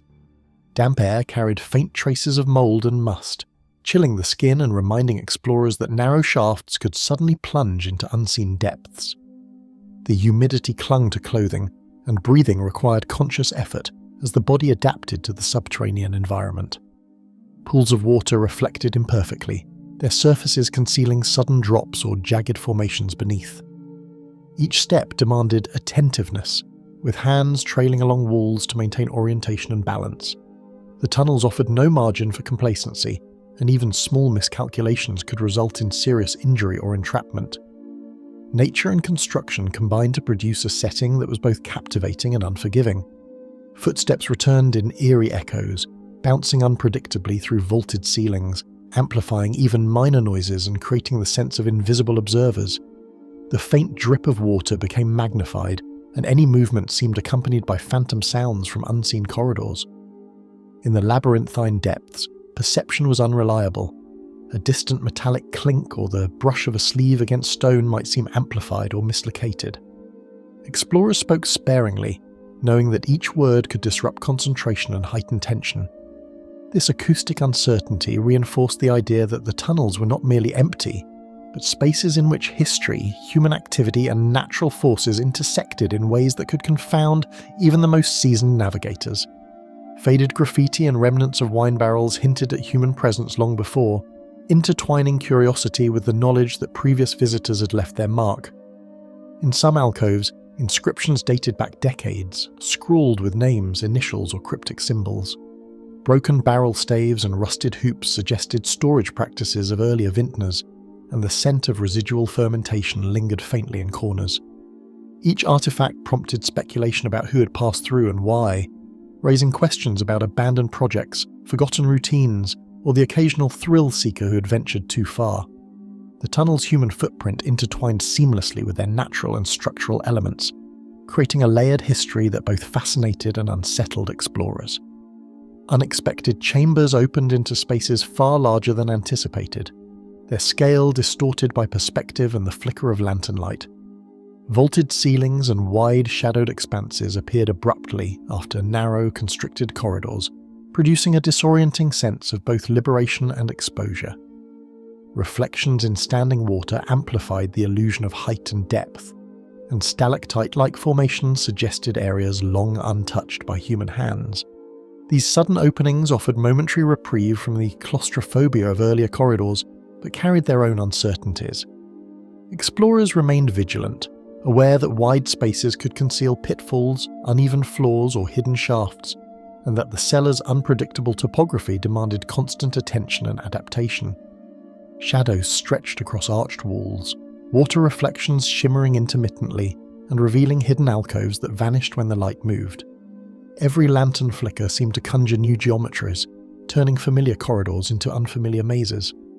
Walls that appeared solid might conceal recesses, while alcoves could mislead the eye, suggesting routes that ended abruptly. Explorers developed a heightened sensitivity to movement, reflections, and the subtle cues of the tunnels themselves. This interplay of light, shadow, and water not only complicated navigation, but also amplified the psychological tension inherent in spaces where the unseen seemed to shift as perceptibly as the physical. Decision points forced explorers to weigh caution against discovery, each choice carrying the silent possibility of venturing into unmapped corridors. Some passages suggested shortcuts or intriguing new chambers, yet offered no guarantee of return. Each step required balancing curiosity with prudence, and hesitation was sometimes as important as action. Maps were incomplete, and intuition frequently misled, leaving even experienced cavers questioning their judgments. The tension was compounded by the tunnel's echoing acoustics, intermittent air currents, and the unrelenting darkness beyond lantern light.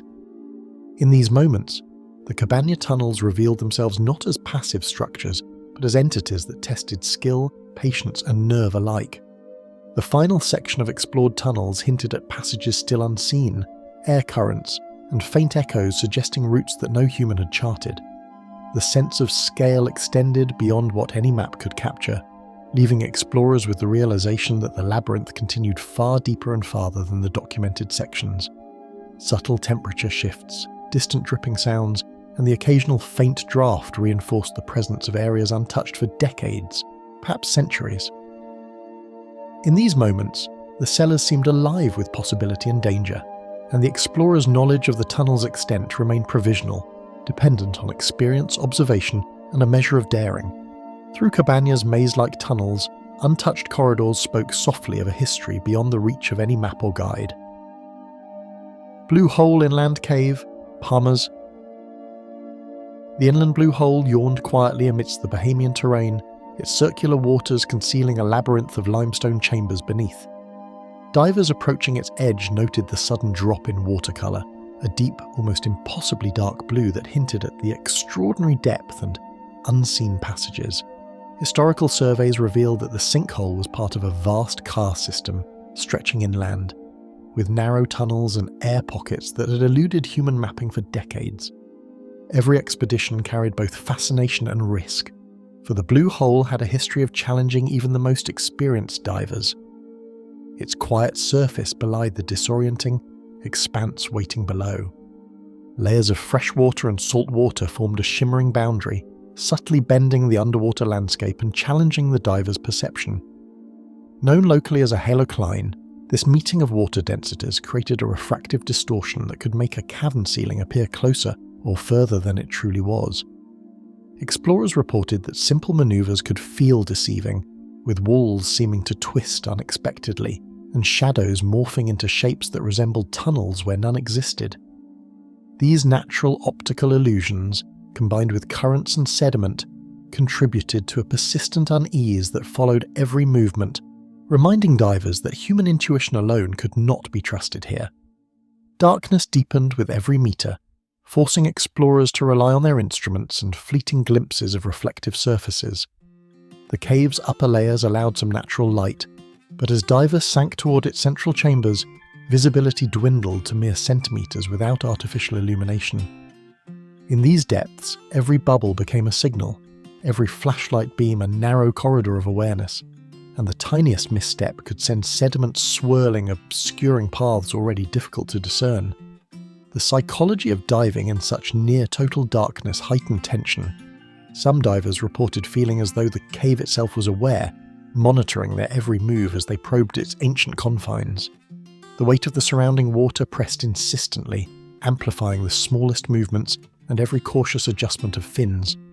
Pressure changed not only with depth but also across sudden vertical drops, a phenomenon well documented in blue hole measurements. Divers experienced a subtle disorientation as their ears and sinuses adjusted, and even the most disciplined breathing could produce tremors that made navigating tight tunnels more difficult. This physical strain was compounded by mental stress, as underwater passages offered no immediate escape, and even minor mistakes could separate explorers from safety lines anchored at the surface. Fishermen and locals recounted vanished divers and whispered legends, suggesting the cave harboured passages untouched for generations. Tales spoke of early 20th century explorers who ventured too far into the sinkhole and never returned, their stories preserved in hushed warnings passed down to the present. Scientists later confirmed that several siphons and vertical tunnels remained unmapped, impossible to reach without specialised diving techniques. These historical narratives, combined with tangible evidence of submerged tunnels, reinforced the sense that the Blue Hole's allure was inseparable from its latent danger, and that curiosity came with a price that few were willing to fully quantify.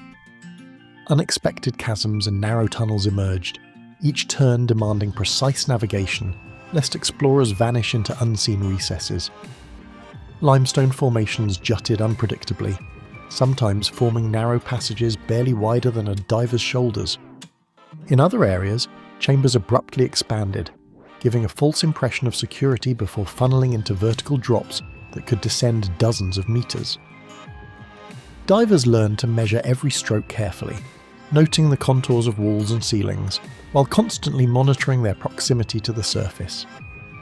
Misjudging distance or overestimating air supply was a constant threat, a reality reinforced by the natural labyrinthine complexity of the blue hole's hidden depths. Tiny blind cave shrimp and other endemic species moved in the shadows, their subtle patterns hinting at life adapted to isolation. Unlike oceanic caves, Blue Hole's freshwater ecosystem supported creatures entirely adapted to permanent darkness. These small, almost imperceptible animals provided a quiet reminder that, even in the stillest waters, life persisted in forms unfamiliar to most visitors. Their presence was both comforting and eerie, as their movements betrayed the vast, uncharted spaces they called home. Divers noted that these creatures often appeared near sediment accumulations, offering faint orientation cues amid the otherwise featureless, dimly lit passages. Dive lines and air gauges dictated each decision, as one wrong judgment could mean entrapment in the complex underwater network. Every meter of progress was monitored, every inhalation counted, and every adjustment of buoyancy could alter an explorer's trajectory. Teams meticulously recorded line placements to ensure retracing routes was possible, yet the risk of entanglement or line breakage persisted. Training manuals highlighted these hazards, citing incidents in which even experienced divers were forced to abort missions due to equipment failure or unexpected underwater currents. In Blue Hole, preparedness was not optional. It was the only protection against being consumed by the cave's unpredictable depths. Unmapped siphons beckoned silently, suggesting that entire sections of the cave had never been accessed, and perhaps never would be. These passages extended in directions that surveys could not penetrate, disappearing into shadows that resisted sonar mapping and diver exploration alike. Hydrogeologists speculated that some siphons connected to further inland freshwater systems, though confirmation remained impossible without risking human life. The sense of incompleteness, a subterranean network beyond comprehension, created a persistent tension among divers, leaving even seasoned explorers with an awareness of limits imposed by nature that no technology could overcome. Even after the last signals from the divers faded, only disturbed sediment and abandoned equipment marked their presence. Currents within narrow tunnels and submerged chambers carried no sound or warning back to the surface. Observers could only document what remained, bubbles rising sporadically, ropes left taut and lifeless, and the persistent silence that defied explanation. Researchers noted the absence of further evidence, leaving the cave's depths an impenetrable archive of human failure. The Blue Hole's enigma endured, defined not by memory or survival, but by the stark fact that those who entered vanished into its labyrinthine watery void. The water's placid surface concealed a maze of unseen chambers, whispering of mysteries that might never be revealed. The Cave of the Swallows. Winter entry, Mexico. A frozen wind swept across the rim of the Cave of the Swallows, where winter explorers gathered before confronting one of the world's deepest freefall shafts. The rim itself is a platform of fractured limestone, uneven and slick with frost, where even small slips could send a climber tumbling. Clouds clung low over the Sierra Madre, diffusing sunlight and lending a muted grey illumination that made the yawning vertical drop seem endless. Conversations among the team were hushed, voices swallowed by the wind. Maps were spread across icy rocks, ropes coiled with care, and every movement carried the weight of both anticipation and silent apprehension. The sheer walls of the vertical pit dropped seemingly endlessly, their limestone surfaces marked with centuries of erosion and shadowed grooves that played tricks on the eyes. Layers of calcium deposits formed delicate, fragile shapes along the walls, glinting where frost caught the light. From above, the depth is nearly impossible to comprehend, a void that swallows sound and vision alike. Small ledges, barely a handhold, appeared intermittently, offering brief respite for descending climbers. Geologists have long noted the exceptional scale of this shaft, which plunges over 330 metres, creating a vertical tunnel so vast that it dwarfs the human figure at its entrance. Icy air filled every crevice near the entrance, coating ropes and equipment with a thin glaze that made each foothold precarious and each movement deliberate. Breath condensed instantly in the cold, forming small clouds that vanished as quickly as they appeared. Winter in the region can be deceptively harsh, with gusts funneling down the shaft and freezing exposed skin. Teams carefully inspected gloves, helmets and carabiners, aware that metal becomes brittle in near-freezing temperatures and that the slightest lapse in attention could prove disastrous. Every preparation carried both physical and psychological weight, as the abyss seemed to test courage before any descent even began. Teams checked harnesses and knots repeatedly, aware that even the slightest miscalculation could transform a careful descent into a catastrophic fall. Experienced cavers recited rope protocols under their breath, verifying double knots, tension points and anchor stability. Unlike horizontal cave systems, vertical shafts magnify every error. A single slip or misjudged swing could send a person plummeting hundreds of meters. Mental focus was as critical as physical ability. The team moved deliberately, each motion choreographed to minimize risk while maintaining a steady pace. The preparation became a ritual, a quiet acknowledgement that the shaft was not merely a geological feature but a presence demanding respect. Above, swifts and other birds darted across the chasm, their calls echoing eerily off the walls and amplifying the impression of isolation within the immense vertical void.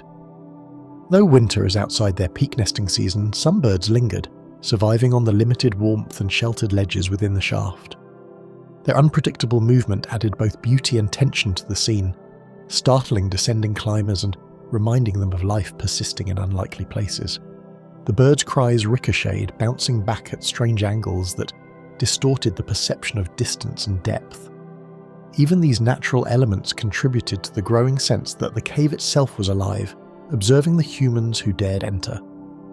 As the first explorers began their descent, silence settled around them, broken only by the scraping of rope and the occasional rattle of loose stones. The free fall of the shaft is disorienting. Shadows twist, vertical walls appear to bend, and every handhold feels tenuous. The sensation of floating in midair while anchored to a line creates a paradox of freedom and vulnerability. Frost formed on helmets and clothing, dripping occasionally onto the limestone below. The climbers' focus narrowed to the rhythm of their descent, ignoring time and distance, aware only of the next anchor point and the thin line separating careful progress from sudden catastrophe. Sudden gusts of wind and shifting light transformed the depth below into an unfathomable darkness, making it difficult to judge distance or identify safe landing points. Moments of sunlight briefly illuminated hidden fissures, but shadows returned almost immediately, obscuring even familiar rock formations. The winter wind roared like a subterranean storm, buffeting ropes and making delicate maneuvers more treacherous. Experienced cavers describe the sensation as moving through a living entity, a vertical labyrinth that reacts to every human presence. Even equipment carefully selected for weight and reliability seemed insufficient against the natural forces at play within this enormous pit. Communications between climbers were strained, voices distorted by echo and wind, forcing reliance on prearranged signals and painstaking coordination to maintain safety. Hand gestures and tugs on rope became lifelines, translating simple commands into life-saving instructions. Each team member had to anticipate the other's movements, as timing and positioning determined both efficiency and survival. The vertical isolation amplifies the psychological strain. A minor miscommunication could cascade into delays or errors, and in winter's grip, seconds can decide outcomes. Descending or ascending, the team existed within a bubble of concentrated awareness, detached from the world above the rim. Historical records documented earlier winter expeditions that ended abruptly, serving as cautionary tales for each new team venturing into the freezing abyss. Local guides recount incidents of frostbite, near falls, and climbers forced to abandon exploration due to exhaustion or rope failure. These documented events reinforce both the danger and the necessity of meticulous preparation. Unlike warmer months, winter introduces additional hazards, shortened daylight, freezing mist, and unpredictable weather, that compound the inherent risks of a vertical descent. The knowledge of past mishaps lingered over the current team like a silent spectre, reminding them that even the most skilled explorers remain subject to the cave's immutable laws. The effort to ascend became a fragile illusion as the climbers vanished into the shadowed shaft, leaving only tensioned ropes and disturbed frost in their wake. Each anchor point seemed to stretch into infinite darkness, and the wind swallowed all sound, erasing any trace of human presence. Equipment lay scattered, marking where attempts had faltered, while the vertical void below remained silent and unyielding. Observers above could do nothing but note the absence of movement, the emptiness where life had been, and the bitter knowledge that some journeys into the Cave of the Swallows end not with triumph, but in disappearance. The vertical emptiness loomed like a silent sentinel, hinting at secrets that no winter light could ever fully illuminate. Sotano de las Golondrinas, Sideshaft, Mexico. The late morning sun spilled into the Huasteca region of San Luis Potosi, and explorers of the Sotano de las Golondrinas sideshaft gathered at the forest's edge, tension hanging in the humid air as heavy and silent as the shadows that pooled beneath the cavern's mouth. Known formerly as part of the great Sotano de las Golondrinas system near Aquismon, this immense open-air pit is among the deepest vertical cave shafts in the world, with a freefall drop of over 330 metres from one rim and approaching 370 metres on the higher side, its depth still beyond full exploration by speleologists and cavers alike. The surrounding jungle was dense, almost oppressive, a tangle of sea-burned fig trees whose roots twisted into unseen fissures, hinting at the subterranean networks below. The team that morning spoke in measured tones, sharing maps lined with meticulous notes on cast fractures and suspected leads that might connect to unseen chambers, their words lighter than the forest's constant swirl of white-collared swifts and green parakeets that spiraled above them. Locals pointed out the edge of what they called a side shaft, an offshoot in the limestone formed by ancient water erosion, a passage that drew the curious and bold ever downward into darkness. Stories circulated of past explorers who had lingered too long near narrow openings, returning shaken or never at all, and those tales hung in the humid air like the scent of wet stone. Ropes were coiled with care, anchors placed with strict redundancy, and lights tested for hours before the first descent, each piece of gear inspected under a canopy, alive with bird calls that echoed through the cavern's throat as if mocking the bustle of human preparation. The geology here is complex, a monumental testament to karst topography that has shaped vast subterrestrial spaces over millions of years, and even the most seasoned climbers knew that this sideshaft could hold surprises that no surface maps had ever captured. The walls were slick in places, worn by centuries of wind and water, yet razor-sharp in others, each irregularity a silent reminder of how easily human flesh could meet stone. One of the guides, a veteran caver with countless rappels into the main shaft of Golondrinas, spoke quietly of the subtle changes in air pressure he'd felt while near the side passage on previous scouting runs, as though the cave itself breathed and exhaled through fissures unseen, whispering statements human ears could not decode. His observation was backed not by myth but by the physics of underground air movement, a phenomenon that can shift rapidly as temperatures and winds above change throughout the day. Even a slight pressure difference could signal an opening somewhere deep below, but it could just as easily betray a dead end filled with loose rock or hidden drop-offs. By midday they descended, each person clipping into the side shaft's edge and lowering into a void that swallowed sound as effectively as light, the rope slipping through hands that trembled not from fear but from the raw thrill of discovery. Below them, pockets of unseen space yawned wide, taunting them with the promise of passages that might connect back into Golondrinas, or dead end into rubble, a maze where even seasoned explorers could lose not just their way but any trace of their passage. Shadows pooled unnaturally, swallowing the edges of lights, while the air grew heavier and colder as the team pressed further into the unknown. At the first platform, where rope crews paused to regroup, a sudden echo rolled up from farther down as if something unseen moved through an unseen tunnel, a vibration that carried neither wind nor the sound of water but something altogether stranger. In such places, echoes can behave unpredictably, refracting off distant walls and spaces no human eye has ever seen, leaving even experienced speleologists to wonder whether they really heard what they thought they heard. Even the faintest tap of a boot against stone sent reverberations cascading back from the depths, a subtle reminder that this space responded to every human action with its own mysterious rhythm. Further descent revealed smaller shafts branching off like roots from a colossal tree, each narrow and promising, yet too tight to explore without extensive gear and time that the team did not have. Those fissures seemed to slurp at their lights, turning brilliance into pitch blackness without warning, and every beam that pierced the darkness felt like a challenge to the unknown, waiting silently beyond vision's reach. Tiny mineral formations clung to the walls, crystalline shards reflecting the explorers' headlamps in fleeting glimmers that suggested the presence of chambers far larger than the naked eye could detect. The deepest recesses that day brought a sense of eerie stillness, a silence so complete that even the usual drip of distant water seemed suspended, as if the cave itself was holding its breath and waiting.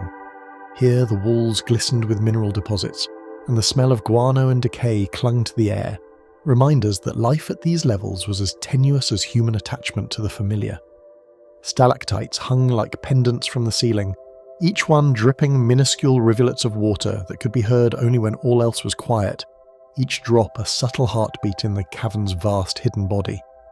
At one point, a radio call to the surface went unanswered, a momentary lapse that gripped the team with a cold certainty of their own vulnerability deep beneath the earth. Radios can fail inexplicably in such depths, and ropes can fray against unseen edges, yet the fear that rises when communication cuts out feels, in the moment, larger than the cave itself and older than any map made by human hands. Every lost signal, every silent stretch of rope seemed amplified in the confines of the side shaft, pressing upon the mind with a weight no daylight could alleviate. When they finally began the arduous climb back, each foot up the rope felt like a reluctant retreat from a world that had offered both beauty and menace without warning. Shadows receded, and light returned in slow increments, yet something of that subterranean quiet trailed them upward, a whisper of the vast, unexplored darkness that coils behind every wall in the deep. Even as the forest returned with its heat and bird calls, the memory of the shaft lingered in the mind as if part of the cave had reached out and remained with them. In the bowels of the silent side shaft, their last signal slipped away into nothing. The Eisriesenwelt ice cave collapse. Austria. Above the narrow Salzach Valley, the entrance to Eisriesenwelt gaped like a frozen maw, its blue-tinged walls hinting at hidden corridors that had swallowed explorers before. The cavern's immense scale was immediately apparent, with ceilings towering above the forest floor and passages twisting into shadowed depths that had never been fully mapped.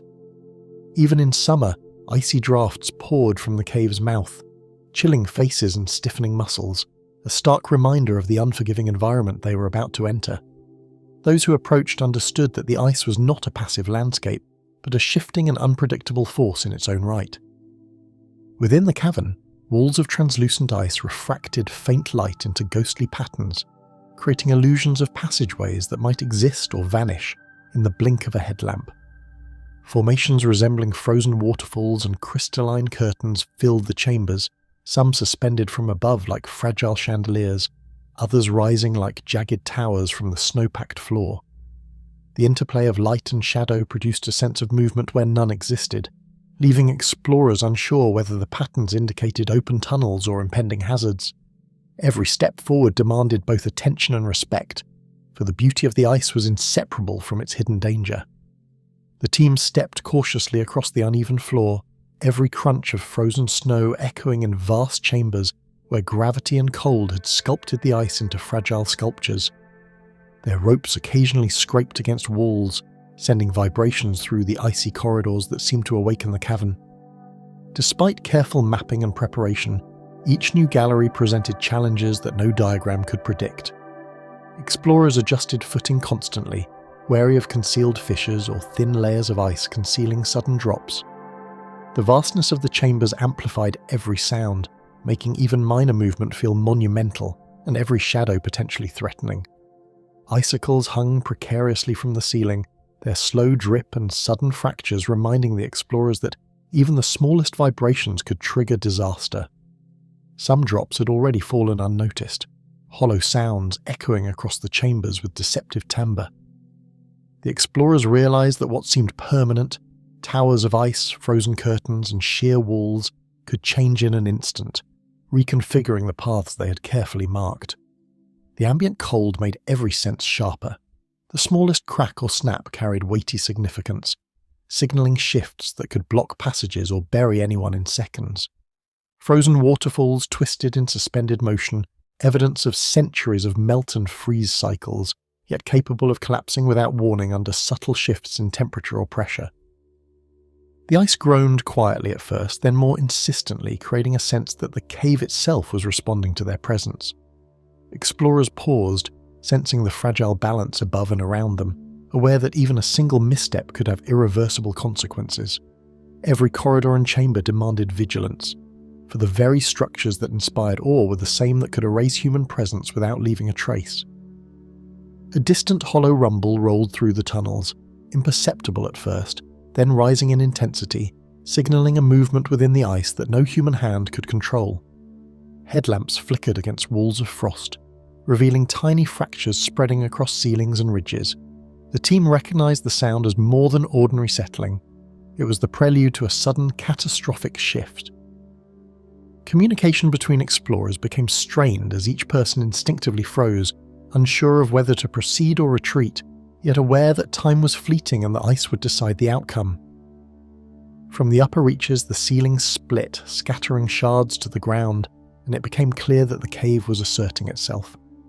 Dust-like snow fluttered downward with the fragments, a blinding cascade that obliterated familiar markers and obscured passageways.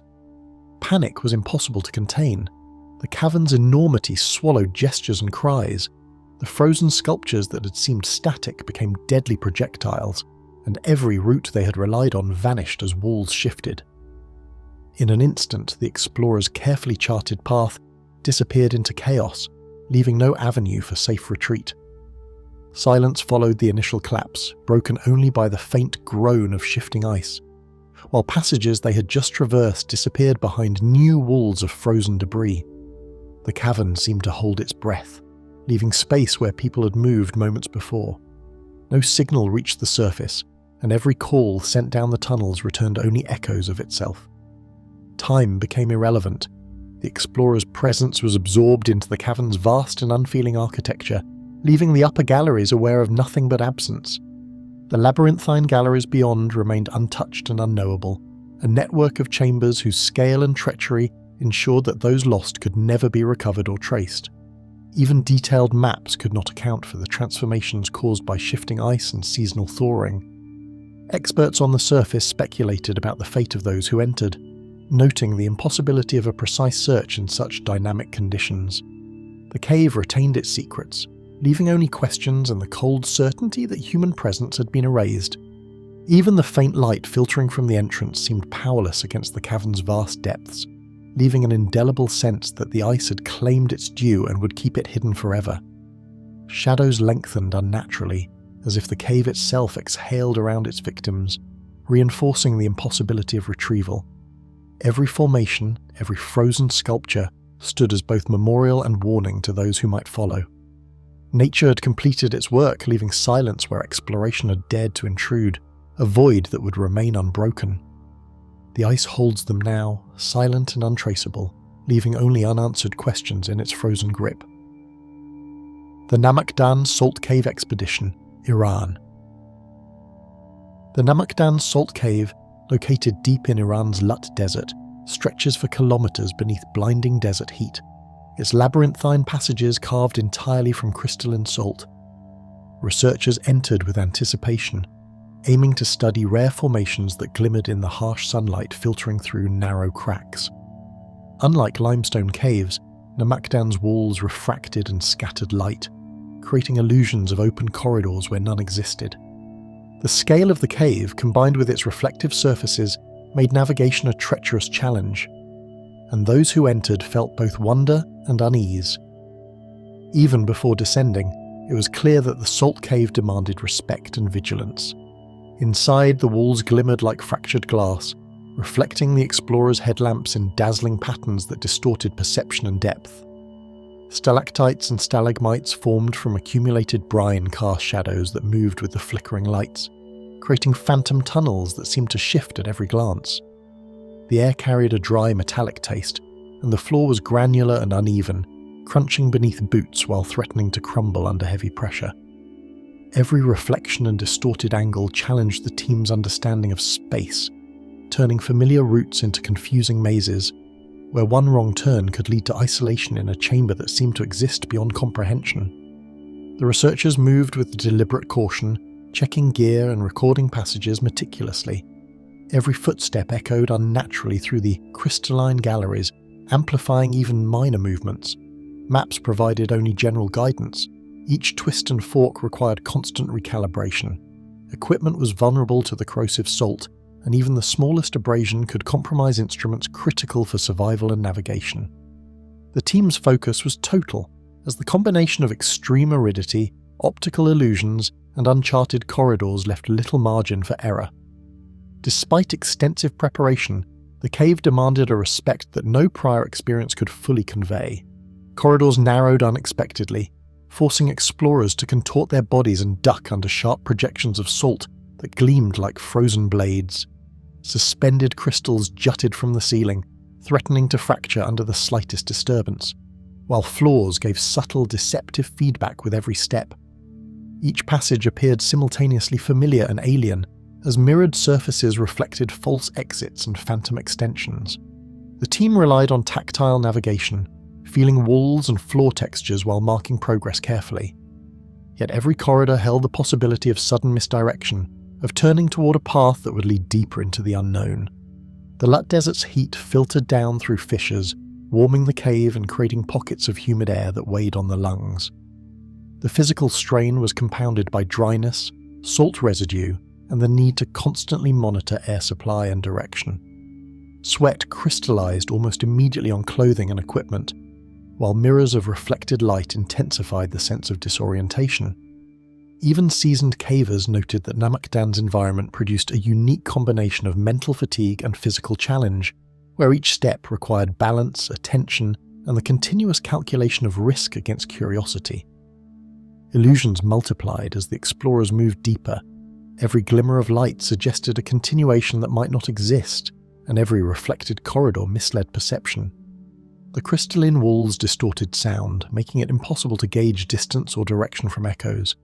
Shadowy patterns appeared to shift and merge, creating corridors that seemed to vanish as soon as they were approached.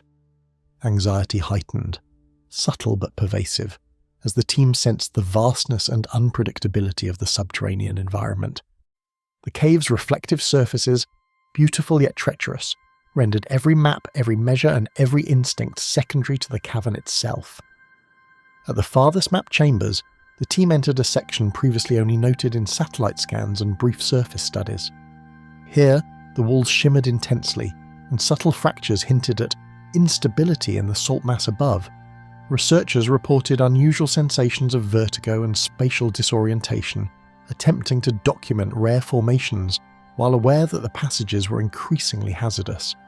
As they moved into a remote sector of the cave, contact with the surface team ceased, leaving only the faintest traces of movement in the recording instruments. This section, steeped in mystery and reflective illusions, swallowed both light and signal entirely. No sound returned, and all markers of the explorers' presence were obscured by shifting salt deposits and the deceptive clarity of reflections. Attempts to trace their path or follow recorded lines yielded nothing. Passages appeared differently depending on angle and light, making any search nearly impossible. The cave's complexity and fragile environment meant that even minor disturbances could hide or erase evidence of human movement. Those above could only speculate on the explorers' fate, realizing that Namakdan's labyrinth had claimed them completely, leaving no means of verification or rescue. The crystalline chambers extend far beyond what anyone has mapped, with mirrors of salt reflecting and refracting light in ways that create endless optical mazes. Pools of brine, hidden alcoves, and sudden drops form a disorienting topography where human presence can vanish entirely. Namakdan preserves both time and disappearance. Untouched sections remain inaccessible, storing evidence of those who entered but never emerged. The cave's beauty is inseparable from its danger. where light becomes deception, floors betray steps, and walls conspire to absorb all trace of those who ventured too far. At the cave's threshold, reflections hold a quiet warning, suggesting depths that resist exploration and understanding. The crystalline surfaces continue to twist perception and amplify uncertainty, making the smallest movement potentially irreversible. Every shimmering wall, every fractured stalactite, stands as both a monument and a warning. The Namakdan salt cave does not yield its secrets easily, and those lost within its mirrored galleries remain enmeshed in a labyrinth that refuses human control, leaving unanswered questions for all who dare to investigate. The mirrored halls of Namakdan swallow every trace, leaving only a silent labyrinth that holds the missing researchers in eternal uncertainty. The Gouffre Berger winter attempt, France. Ropes unspooled as the team prepared to descend Gouffre Berger, one of the deepest caves in France, with anchors tested meticulously against the unforgiving vertical meters below. Each climber checked harnesses and carabiners, aware that winter conditions amplified every risk. The shaft's depth demanded technical expertise, precise movements, and unwavering focus, and the knowledge that a single error could be fatal weighed on everyone. The explorers had trained for such extremes, yet the combination of height, frozen surfaces, and narrow passages made each meter a negotiation with gravity and the cave itself, a reminder that verticality can be as merciless as it is magnificent. Hands gripped icy carabiners, adjusting every knot and ensuring that every line could bear the strain of descent and sudden weight shifts. Even minor oversights could cause anchor failure or rope slippage, and the team's survival depended entirely on mechanical precision. The ropes hummed under tension as climbers tested their gear against friction and weight, the metal of carabiners producing faint echoes in the cavern's void. Each member paused frequently, scanning for sharp edges or fragile ice that could compromise progress, while adrenaline sharpened awareness and heightened every subtle sound that bounced unpredictably along the walls. Every movement downward demanded careful calculation, as the shaft widened and narrowed unpredictably, creating a sequence of obstacles that tested both skill and endurance. Climbers threaded through vertical corridors, feeling the tension in the ropes with each swing and step, relying on muscle memory and instinct. Even brief misalignment or a momentary lapse in concentration could transform routine motion into disaster. The walls were unforgiving, with protrusions and icy ridges threatening abrasions, or worse. Every downward maneuver required synchronization of hands, feet, and eyes, while the faint sound of ice cracking somewhere below served as a constant reminder of the cave's latent danger. The first climber's descent carried metallic echoes that ricocheted against sheer walls, stretching the sound into disorienting patterns. Each noise amplified isolation, creating an impression of vast emptiness that seemed to grow with depth. Shadows swallowed portions of the team, fragmenting perception and testing spatial awareness. Climbers relied on tactile cues and rope tension to gauge distance and alignment, while echoes misled orientation, making familiar passages appear alien. Even seasoned experts felt the subtle, creeping vertigo of vertical confinement, and the mental toll of managing gravity, friction, and gear compounded the inherent physical hazards of descending a winterized Gouffre Berger. Frozen surfaces resisted every foot placement, forcing climbers to test weight on brittle ice formations and protruding ledges that could fracture under pressure. Anchor points required repeated assessment, as frost compromised rigidity and reduced friction in critical areas. The team balanced each motion with deliberate caution, shifting weight slowly to avoid overloading fragile surfaces. Falling ice above or below remained a constant hazard, and the vertical corridor magnified sound and disorientation. The descent demanded a combination of patience, strength, and intuition, a careful negotiation between human skill and the unpredictable forces inherent in one of Europe's deepest winter caves. Muscles burned and breaths shortened under the strain of vertical motion, while mental tension tightened with each meter of descent. Fatigue compounded the danger, as subtle miscalculations could have severe consequences. Climbers paused intermittently to recalibrate, check equipment, and mentally brace for the challenges ahead. Every rope adjustment, every foot placement required conscious effort and precision. The physiological stress of cold, exertion, and isolation intertwined, sharpening perception but wearing endurance. leaving each explorer acutely aware of their vulnerability and the finality that even minor errors could bring in the unforgiving depths of Gouffre Berger. The team entered a previously uncharted shaft, where no rigging existed, and passageways were untested in winter conditions. The vertical tunnels twisted unexpectedly, forcing climbers to navigate unseen ledges and ice-coated surfaces while relying on their own judgment and instruments. With each meter, the distance from the surface increased, and the cave's complexity became evident in the narrow corridors and hidden drops. The climbers pressed onward, documenting passages while aware that these vertical labyrinths had claimed lives before, and that the combination of extreme depth and frozen conditions could render any emergency irrecoverable. Once the deepest members moved into unexplored corridors, all communication lines fell silent, cutting off surface oversight. Radio signals faltered, echoes were misdirected, and the cave absorbed every attempt at contact. Rescue, if needed, would have been impossible under winter conditions. The external storm limited access and threatened to destabilize surface anchors. Every call for information returned nothing but static and silence, emphasizing the peril of venturing into uncharted winter shafts and underscoring the total isolation that can exist even in a team expedition when nature exerts ultimate control. Each successive drop plunged the climbers further into darkness, where walls reflected no light and muffled sound erased orientation. The vertical corridors became increasingly technical, requiring continuous adjustment to rope angles, anchor stability, and ice conditions. Even the slightest miscalculation risked detachment or entrapment, and the vast emptiness magnified the psychological weight of the descent. The cave's frozen expanse swallowed trace of human presence, leaving no reliable markers to follow, and the team's movement dissolved into shadows. Every effort to navigate safely only reinforced the cave's indifference, creating a persistent sense that the explorers had entered a space beyond retrieval. Attempts to signal, retrace, or recover the team proved impossible, as ice-coated walls and hidden vertical drops erased evidence of passage. Even near previously mapped sections, the cavern's structure prevented access, and fragile frozen surfaces resisted climbing or probing. The shafts held a silence that was both absolute and ominous, with only the faintest echoes of equipment or movement remaining, indistinguishable from natural ice fractures. Gouffre Berger's winter depths, formidable and unyielding, preserved the mystery, keeping all trace of the explorers confined to its frozen interior, unreachable and permanently suspended in darkness. The winter shafts of Gouffre Berger remain frozen and silent, holding the lost climbers in a darkness that no light will ever reach. Tham Pha Bong entry, Vietnam. Shadows twisted across irregular walls as the cave's labyrinthine structure swallowed familiar landmarks, leaving only uncertainty about where each corridor might lead. Explorers moved cautiously through narrow passageways that seemed to fold in on themselves, while flickering lights distorted the shape of walls and ceilings. Every turn revealed a new section, as if the cave itself rearranged the space behind them.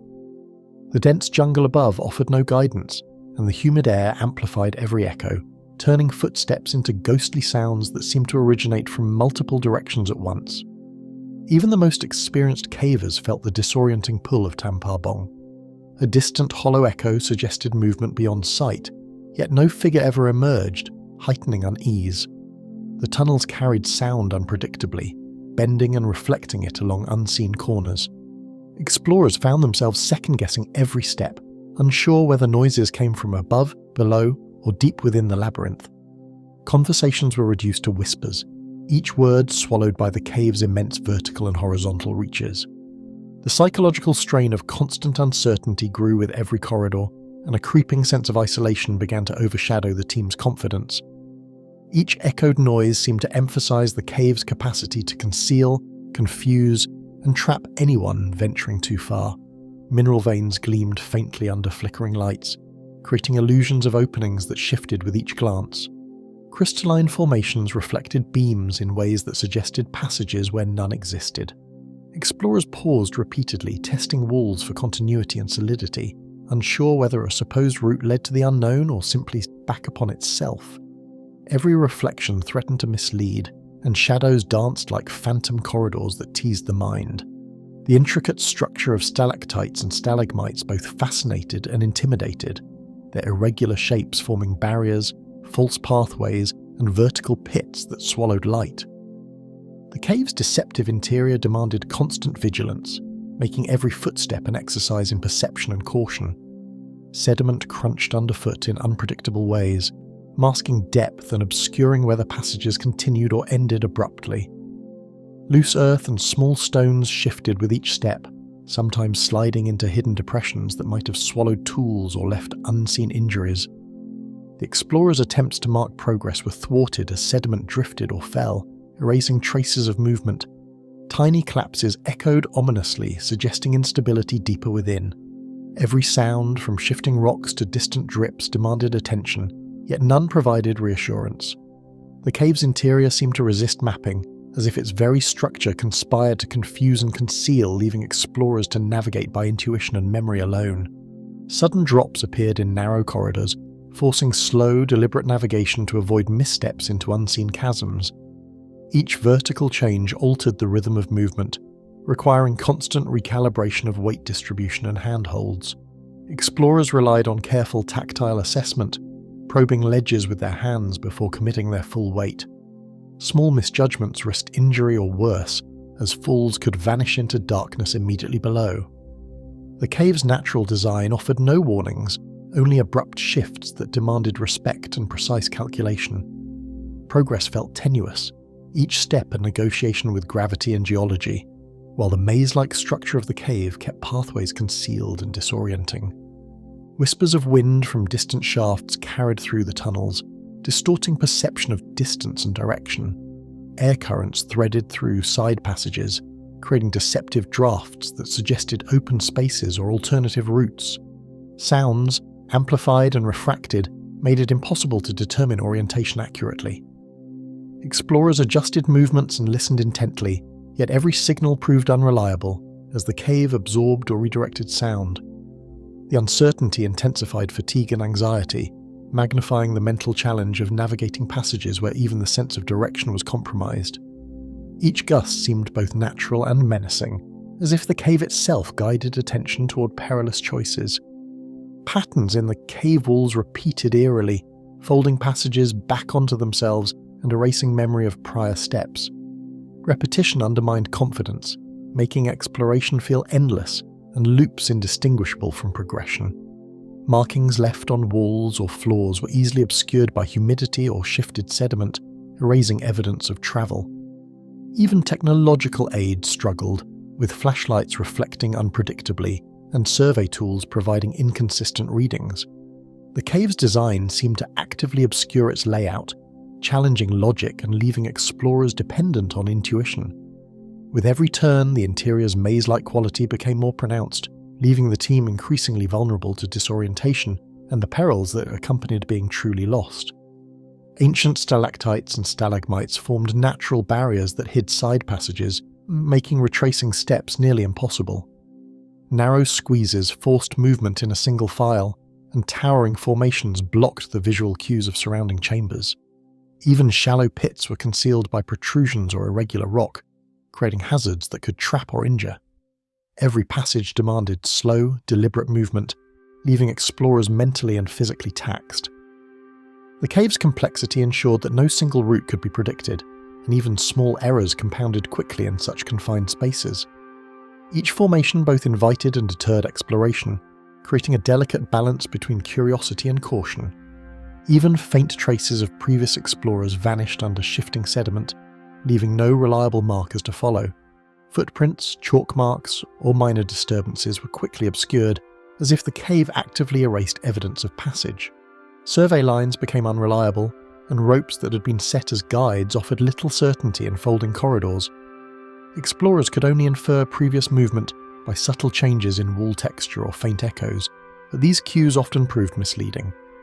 The cave resisted orientation and documentation, enforcing a total dependence on immediate perception, leaving any attempt at backtracking a dangerous and uncertain task. Every turn suggested both potential discovery and imminent danger, leaving unanswered questions about those who vanished within. Passages appeared inviting, concealed traps yet, while side corridors promised access, and ended abruptly in vertical drops or sediment-filled pits.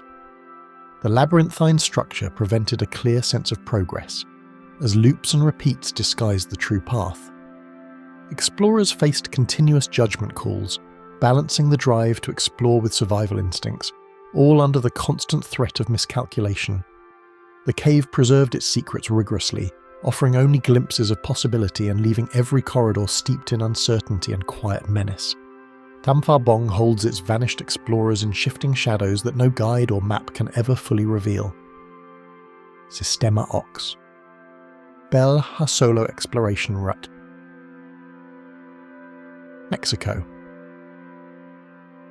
The entrance to Sistema Ox Bel Ha gaped quietly beneath a thin layer of jungle canopy, a portal to a labyrinth of submerged tunnels stretching farther than any map could capture. Located in Quintana Roo, this cave system contains over 85 kilometers of explored passages, yet much remains unknown. The solo diver approached with measured caution, aware that one misstep could become fatal in the tight, water-filled corridors. Light barely penetrated the murky depths, and every reflection in the ceiling or walls hinted at hidden branches and vertical shafts that might never be explored. The water's calm surface betrayed nothing of the complexity below. Dark water filled the cavern, reflecting the diver's lights in rippling patterns that obscured the rocky walls and hinted at countless hidden passages beyond reach.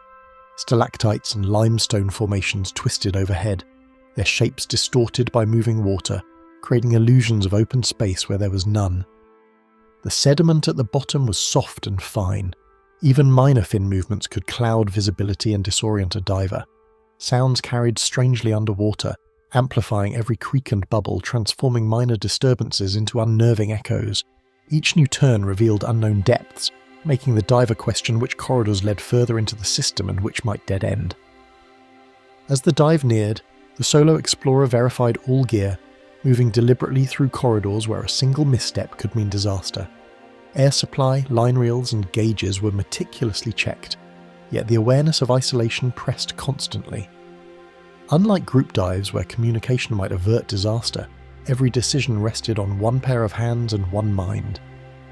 The diver's headlamp illuminated swirling patterns in the water, casting shadows that moved independently with every current, and the knowledge that rescue would be nearly impossible reinforced the gravity of each careful maneuver. The tunnels narrowed abruptly, and suspended sediment stirred at the slightest touch, turning visibility to near zero and transforming familiar paths into indistinguishable voids. Limestone walls pressed close, demanding contorted movements through claustrophobic spaces. Every glide through a narrow channel carried the risk of scraping delicate formations or losing orientation. A moment of distraction could release clouds of sediment, hiding exits and forcing the diver to navigate by touch alone. The sense of isolation deepened, emphasizing that in these submerged labyrinths, maps were limited, lights were finite, and human presence was fragile against the cave's vast underwater expanse. Cold water pressed against the diver's body, while pressure deepened with every meter, making orientation difficult and every breath a reminder of limited resources. The physical sensation of depth weighed heavily, with increasing buoyancy challenges and the creeping fatigue of maneuvering through complex passages.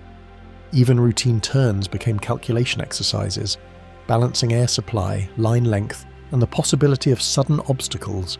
Each chamber required mental mapping while managing physiological stress, and every meter added uncertainty.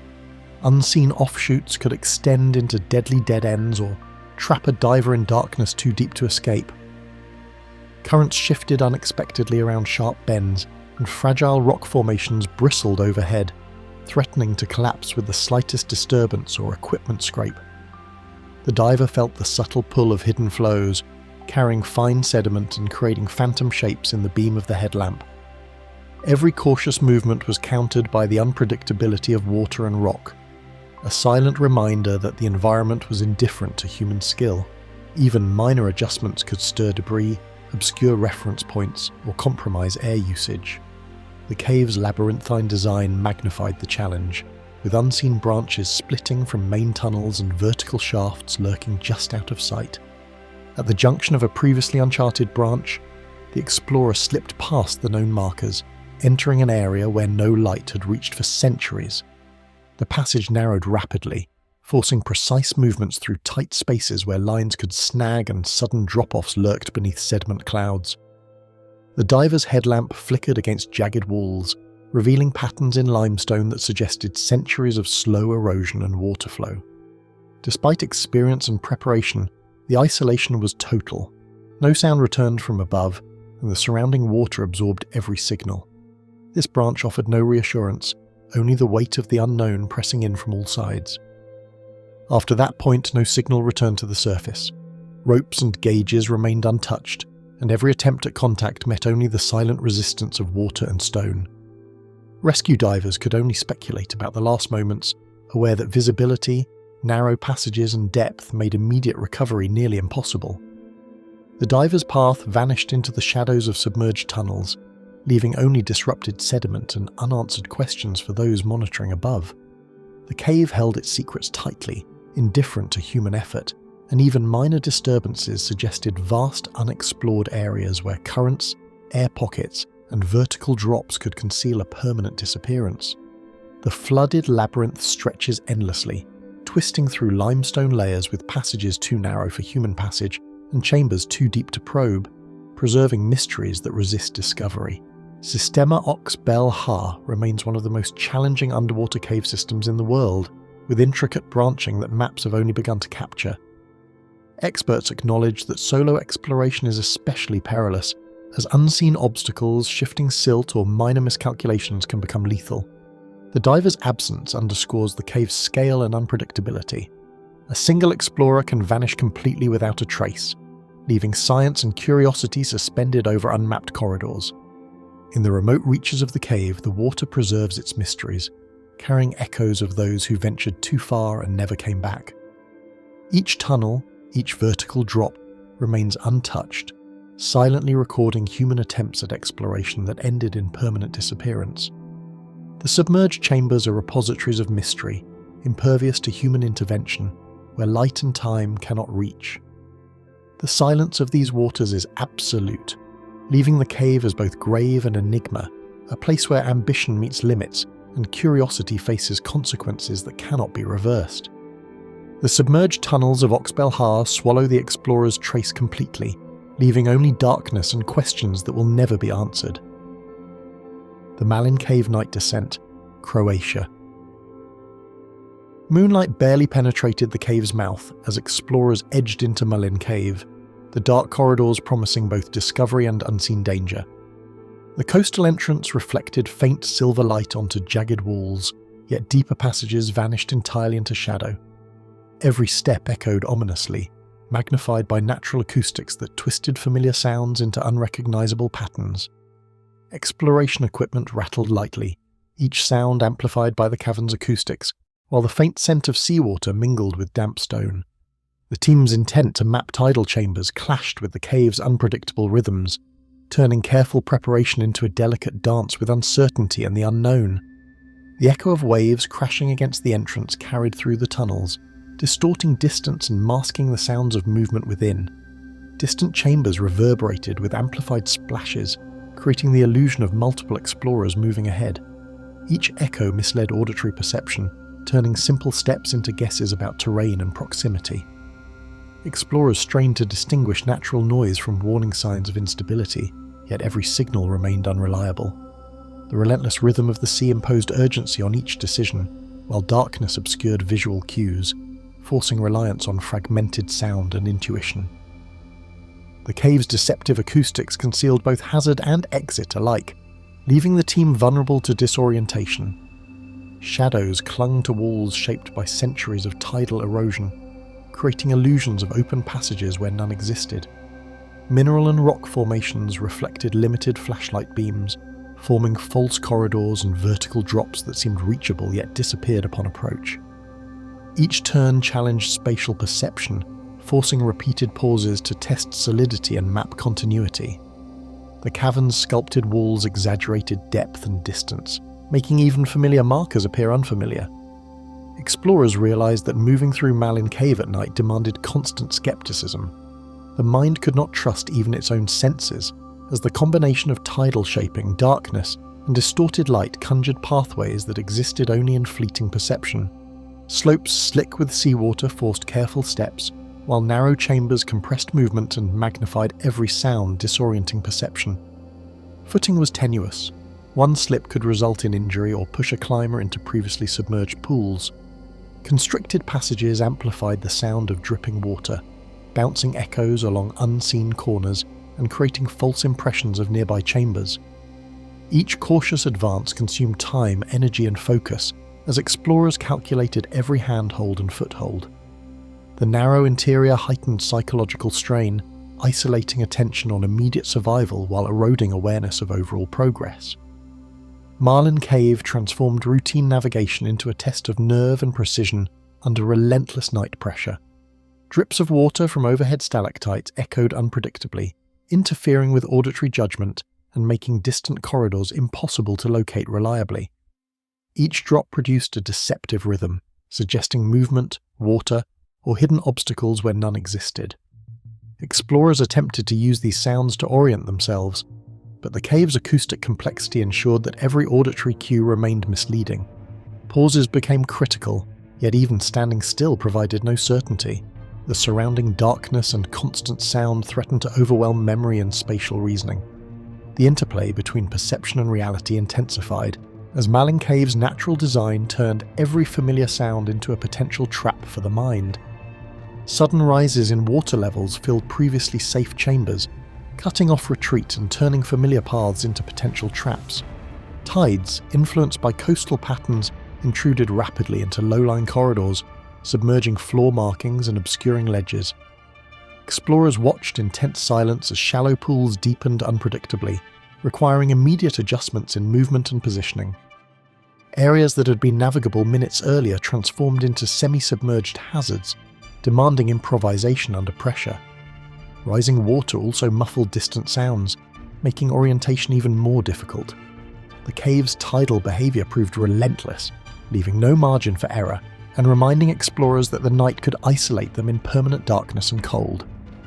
Tight bends and submerged ledges forced explorers to crawl or float, with each choice carrying hidden risks of entrapment or injury. Narrow passageways trapped limbs or gear, while underwater sections required delicate balance to avoid being swept into deeper pools. Each corridor demanded constant reassessment, with one miscalculation potentially severing escape routes. The combination of night, water, and structural complexity transformed physical movement into mental calculations where instinct alone was insufficient.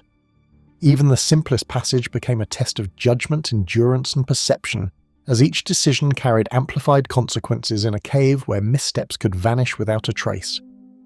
Trying to alert others, every signal was consumed by the cave's reverberations and the incoming tide, leaving only unanswered questions. Calls bounced and fractured along stone walls, never reaching intended ears. Light signals flickered against wet surfaces but were distorted or absorbed, leaving communication nearly impossible. The inability to maintain contact amplified isolation, turning small separations into critical crises. Explorers could no longer confirm positions, plan regrouping, or verify progress. The cave's natural barriers magnified every psychological stressor, while the combination of night and tidal intrusion prevented simple coordination, ensuring that even brief lapses could lead to permanent disappearance. Even areas mapped earlier offered no reassurance, as darkness and water conspired to erase footprints and displace survey markers. Previous efforts at documentation became meaningless, as submerged floors and shifting sediment hid traces of progress. Corridors once familiar twisted in appearance under dim lights and rising water, and planned exits became unreachable illusions. Explorers faced uncertainty not only about their current position, but also about potential escape routes, as every corridor seemed to fold into another. The cave preserved its secrets rigorously, resisting the imposition of maps, notes, or previous experience, leaving only a sense of relentless mystery and imminent threat. Every passage held both promise and menace, as the night concealed the fate of explorers who vanished without a trace. Potential discoveries remained tantalizingly near but impossible to confirm, while hazards waited silently in submerged chambers or hidden vertical shafts. Choices became increasingly desperate, and advancing further meant confronting the full combination of darkness, water, and confined spaces. The cave's architecture ensured that exploration was never linear, progress never guaranteed, and retreat never certain. Each step carried both hope of revelation and risk of permanent loss, leaving the unknown to dominate thought and action in an environment that offered no mercy or answer. Malin Cave keeps its night explorers hidden beneath the rising tide, where darkness and water conspire to erase every trace. Sistema Zocaton, Deep Dive, Mexico.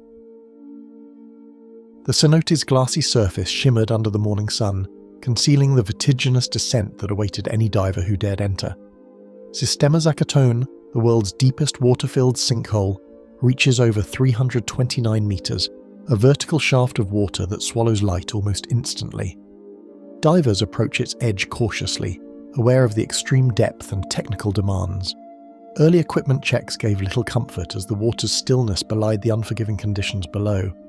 The cenote's walls, steep and smooth, reflected the sun in patterns that distracted and disoriented, creating an almost hypnotic surface before the inevitable plunge into darkness. As the diver slipped beneath the water, the world above disappeared, replaced by a strange, weightless silence and undulating darkness. Air bubbles rose and vanished in the infinite column of blue-black water, carrying sound upward and distorting perception. Movements slowed in the water's resistance, and even small adjustments required careful attention. The familiar, reassuring horizon above dissolved instantly, leaving only the oppressive vertical walls and the knowledge that every meter descended brought irreversible distance from the surface. Time became fragmented, measured in breathing cycles and faint visual cues, each one unreliable in the cavernous depths. Light refracted oddly through the water, elongating familiar shapes and distorting distances, making each rocky ledge appear both near and unreachable.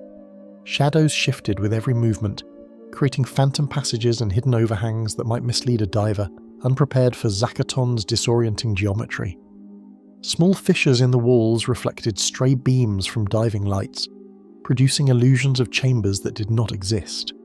The eye, accustomed to solid reference points, struggled to interpret vertical and horizontal planes.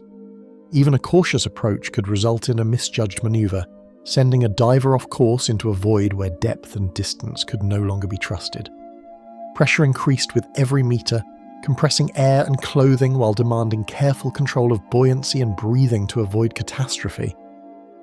The physical effects were subtle at first, tingling extremities and a sense of heaviness, but they intensified as the descent continued. Nitrogen began to affect cognition, slowing reaction time and clouding judgment. Equipment readings became more critical yet harder to interpret under the psychological strain. Every motion required double attention. A miscalculation could compromise life support, and at this depth, errors offered no margin. The cenote's depth transformed the dive from exploration into a delicate negotiation with both human limits and the environment itself. Suspended in total isolation, the diver became aware of time as a fragile concept, with only the slow pulse of heartbeat marking progress. The absence of light above and below created an infinite vertical corridor, and each breath seemed to echo in the empty water. Mental awareness narrowed, focusing solely on immediate survival and orientation. Familiar sensations of up and down blurred, leaving only vertical displacement and the subtle pressure of water on every surface. The deeper the descent, the more absolute the isolation, as every sound, light and movement existed solely within the diver's immediate perception, with no external reference to reality. Vertical walls fell away into opaque blackness, concealing cavities and overhangs that no line or guide could reveal in advance. The cenote's natural architecture provided no warning of sudden drops or hidden chambers. Explorers could pass within meters of an unseen ledge or sinkhole, each a potential hazard capable of trapping or disorienting. Mapping became almost impossible, as even the clearest visual markers shifted with perspective and refraction. Awareness of depth was a constant negotiation, with the possibility of unseen obstacles reminding the diver that every meter could conceal danger beyond comprehension. Sediment stirred easily, clouds forming at the slightest touch and erasing any trace of movement, leaving the diver in a shifting void. Fine particles obscured lights and distorted the perception of nearby walls, creating temporary walls and phantom passages. Attempts to mark progress were immediately negated by water currents and sediment displacement. the act of exploration became both a mental and physical test, requiring extreme caution and the ability to adjust instantly. Even small miscalculations could result in being trapped or misdirected into chambers that might lead to depths beyond safe recovery. Mental strain intensified with the absence of landmarks as pressure, darkness and uncertainty merged into a disorienting fog of perception. Concentration faltered under the weight of isolation, with every decision carrying amplified consequences. The mind attempted to construct spatial awareness from fragmented clues, but the lack of reliable references created hallucinations of passageways and ledges. Doubt and anxiety compounded, affecting motor coordination and judgment. Each downward stroke carried the diver further from safety, leaving only the slow realization that returning was not guaranteed and that even a single misstep could be fatal. Not even the sturdiest equipment could provide comfort, as the dive carried the diver into depths beyond safe recovery and human limits. Pressure gauges, buoyancy devices and breathing apparatus functioned under strain, yet they could not replace situational awareness lost to isolation. Communication with the surface was impossible, and no team could intervene once descent reached extreme depths.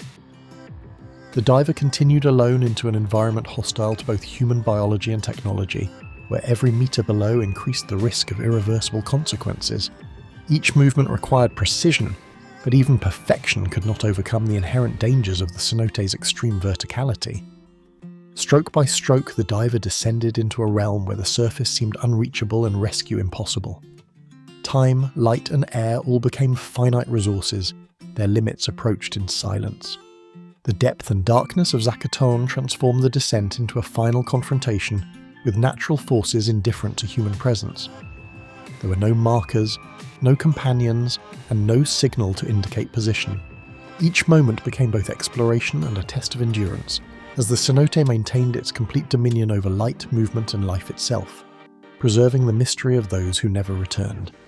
Sistema Zocaton swallows its deepest explorers, where light, air, and time dissolve into uncharted silence. The Bats Cave research mission, Papua New Guinea. A faint trail led to the mouth of the cave, where scientists prepared to investigate the unusual bat activity reported by local guides. Papua New Guinea is home to thousands of cave systems, many remote and largely unexplored.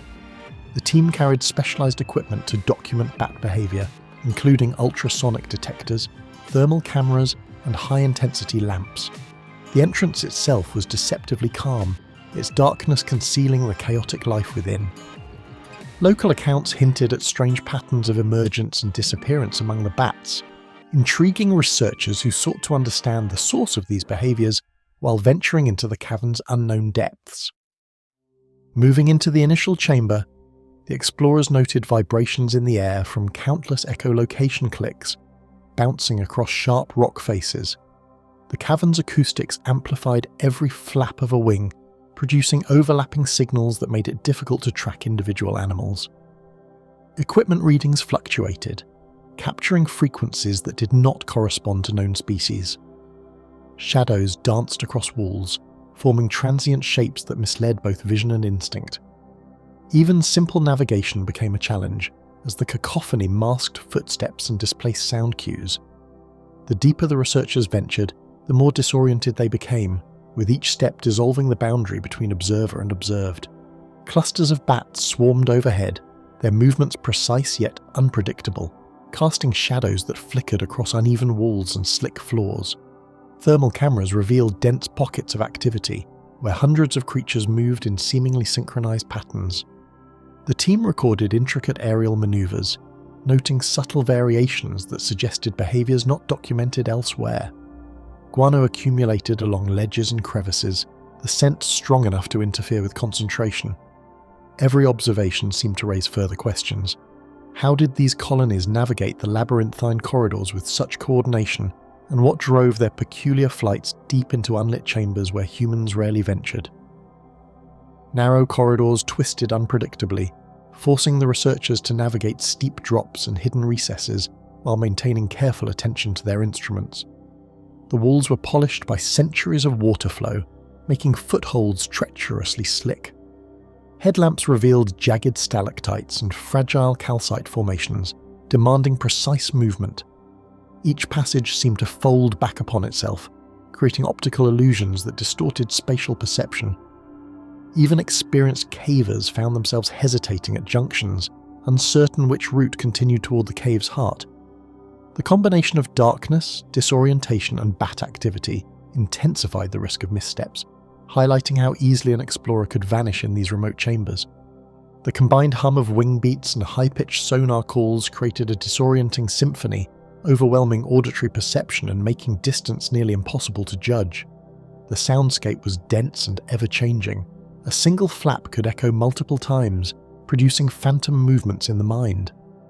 Ultrasonic recordings captured anomalies, frequencies inconsistent with any known species, suggesting the presence of behaviours or organisms yet unclassified.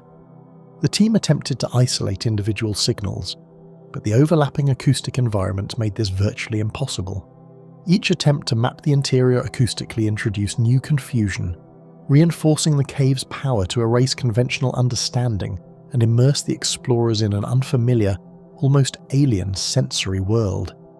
Venturing deeper into the cave, light from headlamps barely penetrated the dense darkness, revealing surfaces polished by centuries of dripping water and guano accumulation. The walls glistened in fleeting reflections, offering only brief clues to structure and direction. The team relied on tactile feedback and memory to guide each step, yet the consistency of surfaces varied unpredictably. Air currents shifted unexpectedly, carrying both scent and sound into the explorer's awareness. With every meter descended, the cave appeared to stretch further and more complexly than maps suggested, presenting a labyrinth where even experienced cavers could lose orientation and drift toward unseen chambers with no possibility of retreat. A subtle series of clicks and rustling noises emerged, distinct from bat activity, leaving the researchers unsettled and questioning their own observations. Some sounds seemed to come from recesses too small for human passage, others from shafts whose depth could not be determined in the dim light. Instruments detected irregular acoustic signatures that suggested movement, yet no physical source was visible. The team debated whether these noises were generated by unknown wildlife, echoes, or phenomena inherent to the cave's structure. Each step further inward amplified tension, as the cave's acoustic behaviour hinted at hidden spaces that might conceal hazards, or perhaps entirely uncharted chambers. Passageways branched in unexpected directions, some opening into vertical shafts or narrow chasms that seemed to fold back upon themselves, confounding spatial awareness. The cave's geometry created mirages of continuity and false openings, challenging both navigation and comprehension. Even landmarks used to retrace steps proved unreliable under fluctuating light and echoing sound. Explorers found themselves doubling back inadvertently, as the interior seemed to shift with each passage traversed. The combination of architectural complexity, sensory overload, and biological activity created an environment where standard exploration techniques failed, leaving the team increasingly separated from both the entrance and each other. The team's progress into unmapped areas caused signals to fade, leaving fragmented observations of shadows, sounds, and inexplicable activity. Attempts to relay findings to the surface grew unreliable, with intermittent signals suggesting disorientation or equipment interference. Observations of bats and mysterious sounds were recorded in incomplete fragments, producing a patchwork of partial data that could neither confirm nor refute what the explorers encountered. The cave's internal acoustics distorted communication, ensuring that each voice, each signal, arrived in garbled, delayed fragments, reinforcing the impression that the explorers were slipping further into a domain beyond immediate comprehension or retrieval. The cave swallowed familiar landmarks, erasing evidence of presence and leaving no guidance for retreat as the mission continued into unknown chambers. Headlamps illuminated jagged walls only briefly, and tactile markers could not survive the movement of animals or sediment shifts. Even careful measurements and notes became unreliable as the team progressed into increasingly remote areas. Every sound, shadow, and movement could mislead, and every decision carried amplified risk. The explorers' last known positions suggested advancement into chambers that no prior mission had mapped, leaving the fate of the researchers as uncertain as the echoing corridors themselves. Inside the bat's domain, sound, shadow, and silence converge, keeping researchers at the edge of comprehension. Ghar Parau, camp disaster, Iran,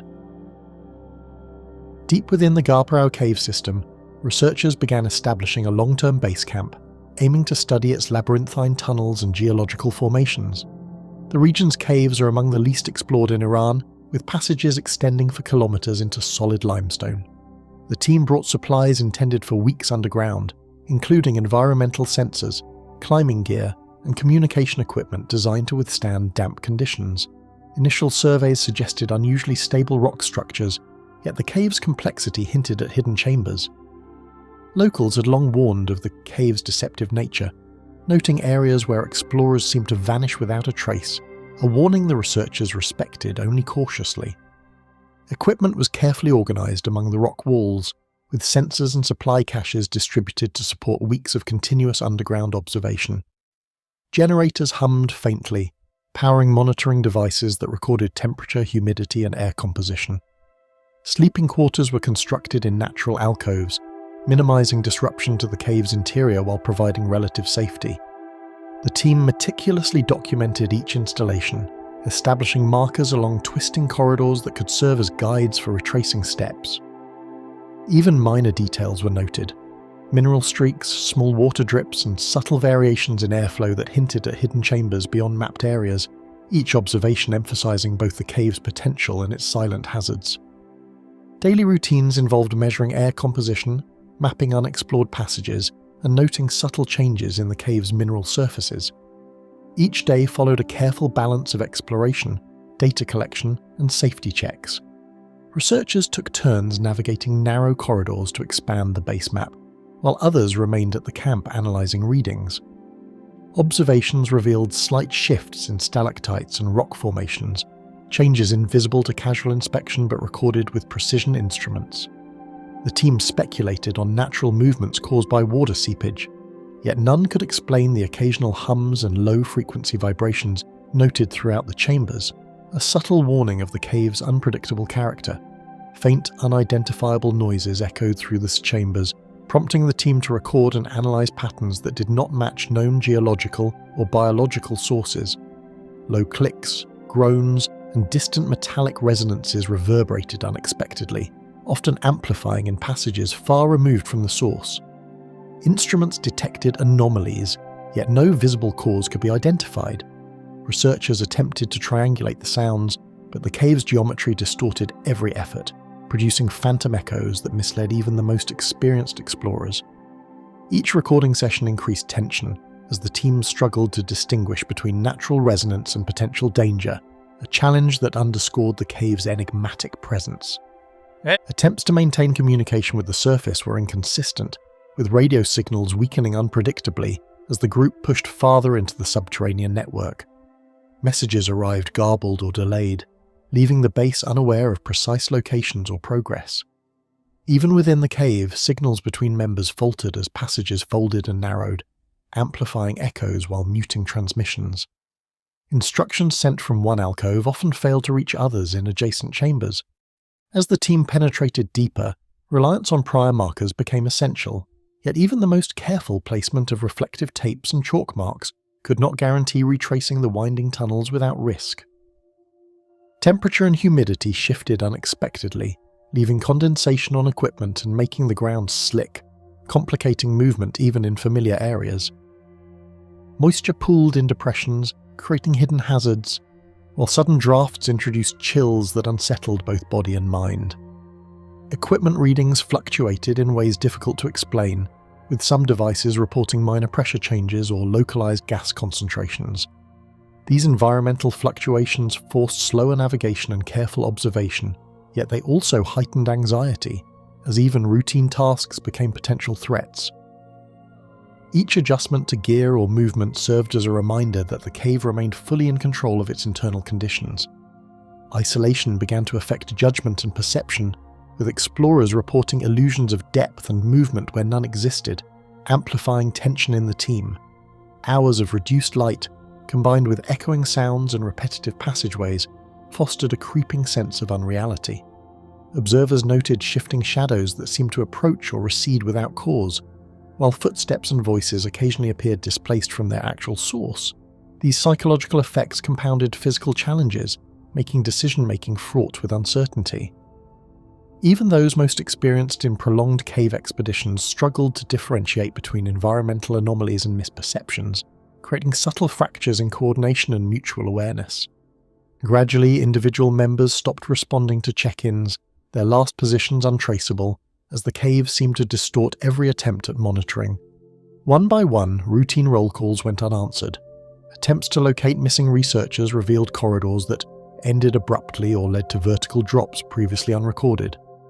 Equipment left behind remained intact, yet no evidence of passage or struggle was discernible.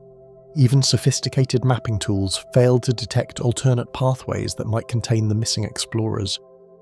The cave appeared to consume any trace of human presence, leaving uncertainty that extended both spatially and temporally, as if the team had been absorbed entirely by the underground network.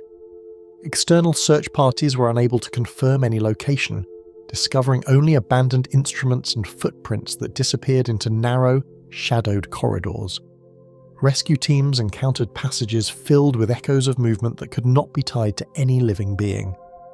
Attempts to extend visual or acoustic surveys produced only partial data, and some corridors defied entry due to instability or tight confinement.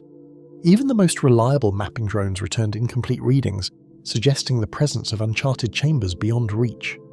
Observers on the surface could only speculate as to what had occurred, leaving the fate of the researchers shrouded in the cave's oppressive silence. By the end of the expedition, the base camp appeared to have vanished completely, leaving only disturbed rock and echoes where the researchers once worked. Supplies were scattered, and some instruments recorded intermittent signals for days after the disappearance. The cave maintained its secretive character, as if intentionally erasing evidence of human intrusion. No signs of struggle or exit routes were identified, reinforcing the unsettling notion that the environment itself dictated the terms of survival. Investigators returned with theories but no certainty, compelled to acknowledge the persistent enigma of Ghar Parau and the irreversible disappearance of those who had lingered too long. Ghar Parau conceals all traces of those who lingered too long, leaving only silence to answer the questions of the living. The Skocjan Cave Restricted Zone, Slovenia. Beyond official barriers, a small team of explorers slipped into the Skocjan Cave Restricted Zone, driven by a desire to map its uncharted passages and hidden gorges. Skocjan, a UNESCO World Heritage Site, is renowned for its immense underground canyons and deep karst formations. Although the main areas are well documented, the restricted sections remained largely unexplored, forbidden to all but official personnel.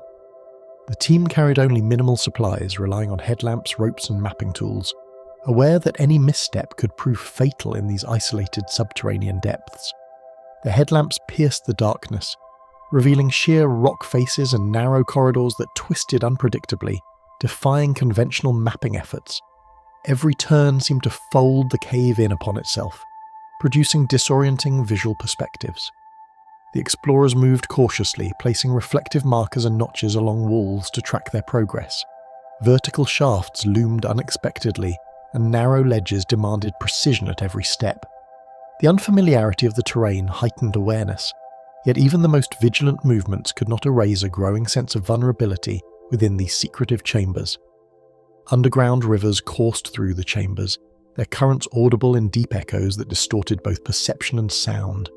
The water surged in unseen channels, producing low gurgles and sudden splashes that seemed to approach and recede unpredictably. Instruments recorded fluctuations in flow rates and water pressure, yet no surface source could fully explain the anomalies. Explorers noted how the acoustics amplified distant noises, making it difficult to identify the direction of each sound. Every ripple and echo reminded them that the cave had its own rhythms, indifferent to human presence. Dripping water and shifting shadows created an acoustic maze, where footsteps and whispers seemed to originate from impossible angles. Stalactites refracted light in strange patterns, producing illusions of movement along walls that were, in reality, unmoving. Conversations between explorers became fragmented, distorted by the echoing voids, and each pause in sound amplified tension. The combination of reflection, resonance, and shadow fostered a persistent unease, one that made even familiar movements feel unfamiliar. The team recorded these phenomena meticulously, yet understanding their origin proved impossible in the constantly shifting environment. Slippery ledges and sudden vertical drops forced cautious movement, as even the smallest misstep could lead to injury or entrapment. Moisture seeped into the rock, leaving slick surfaces and shallow pools that concealed irregularities beneath. Every step required deliberate placement, with ropes and anchors providing limited security in certain sections. The explorers quickly learned that speed was a liability. Haste could result in misjudged footing or equipment failure. The terrain itself seemed designed to test endurance, patience, and judgment, making human error an ever-present threat in these forbidding passages. The explorers attempted to chart the labyrinth, marking passages with temporary signals, yet the cave's natural complexity constantly undermined their progress. Each corridor appeared straightforward at first, only to fold back on itself, producing loops that contradicted previous mapping attempts. Even modern surveying instruments struggled with the cave's depth and curvature. Attempts to record consistent measurements often ended with conflicting data, leaving uncertainty about actual distances and elevations. Every new corridor added layers of confusion, reinforcing the sense that the cave's interior was both alive and unknowable, resistant to human control. Landmarks that appeared familiar shifted in perception as tunnels looped and overlapped, making orientation nearly impossible despite careful observation. The explorers frequently returned to points they believed they had passed, only to find subtle changes in formations that disoriented their sense of direction. Chalk marks sometimes appeared smudged or misplaced, while reflective markers vanished from sight in the twisting passages. Even seasoned cavers found themselves questioning prior assumptions, as familiar chambers seemed altered by shadows, light, and perception. With every step, the cave demonstrated that navigation was fragile, dependent not just on skill, but on the cave's inscrutable design. Unexplained phenomena intensified, instruments malfunctioned, footprints disappeared, and faint noises echoed without a source, signaling potential peril. Geophones recorded vibrations that could not be tied to any known geological activity, while cameras occasionally captured brief shadows unconnected to the team. Tracks left on wet surfaces were quickly obscured by dripping water or subtle shifts in the ground. Attempts to call out for one another produced responses delayed or echoed from locations inconsistent with actual positions. Each anomaly heightened tension, reminding explorers that even small uncertainties in this underground network could have fatal consequences. Attempts by external teams to track the explorers yielded nothing, as the restricted zone's depth and secrecy rendered every rescue effort ineffective. Surface authorities monitored communications, yet signals became increasingly intermittent and garbled. Drones and acoustic probes could not penetrate certain chambers, leaving investigators unable to confirm positions. Searches conducted from approved entry points revealed no evidence of passage beyond the documented zones, while echoes suggested movement in areas beyond reach. The restricted status of the cave amplified the challenge. Legal and environmental protections prevented extensive external intrusion, leaving the fate of the team entirely obscured. By the time the last signal was detected, the team had vanished entirely, leaving the cave's inner chambers undisturbed and silent once more. Equipment remained in place, cameras recorded static, and no footprints led to escape routes. Investigators returned only to witness the cave as it had been before human intrusion, preserving the mystery without evidence of struggle or exit. The Skocjan restricted zone retained its reputation for danger and secrecy, a space where human ambition collided with the impossibility of certainty, leaving the explorers absorbed in the cave's enduring enigma. Within Skocjan's forbidden reaches, the explorers vanished, leaving behind only whispered echoes and questions that the cave would never answer.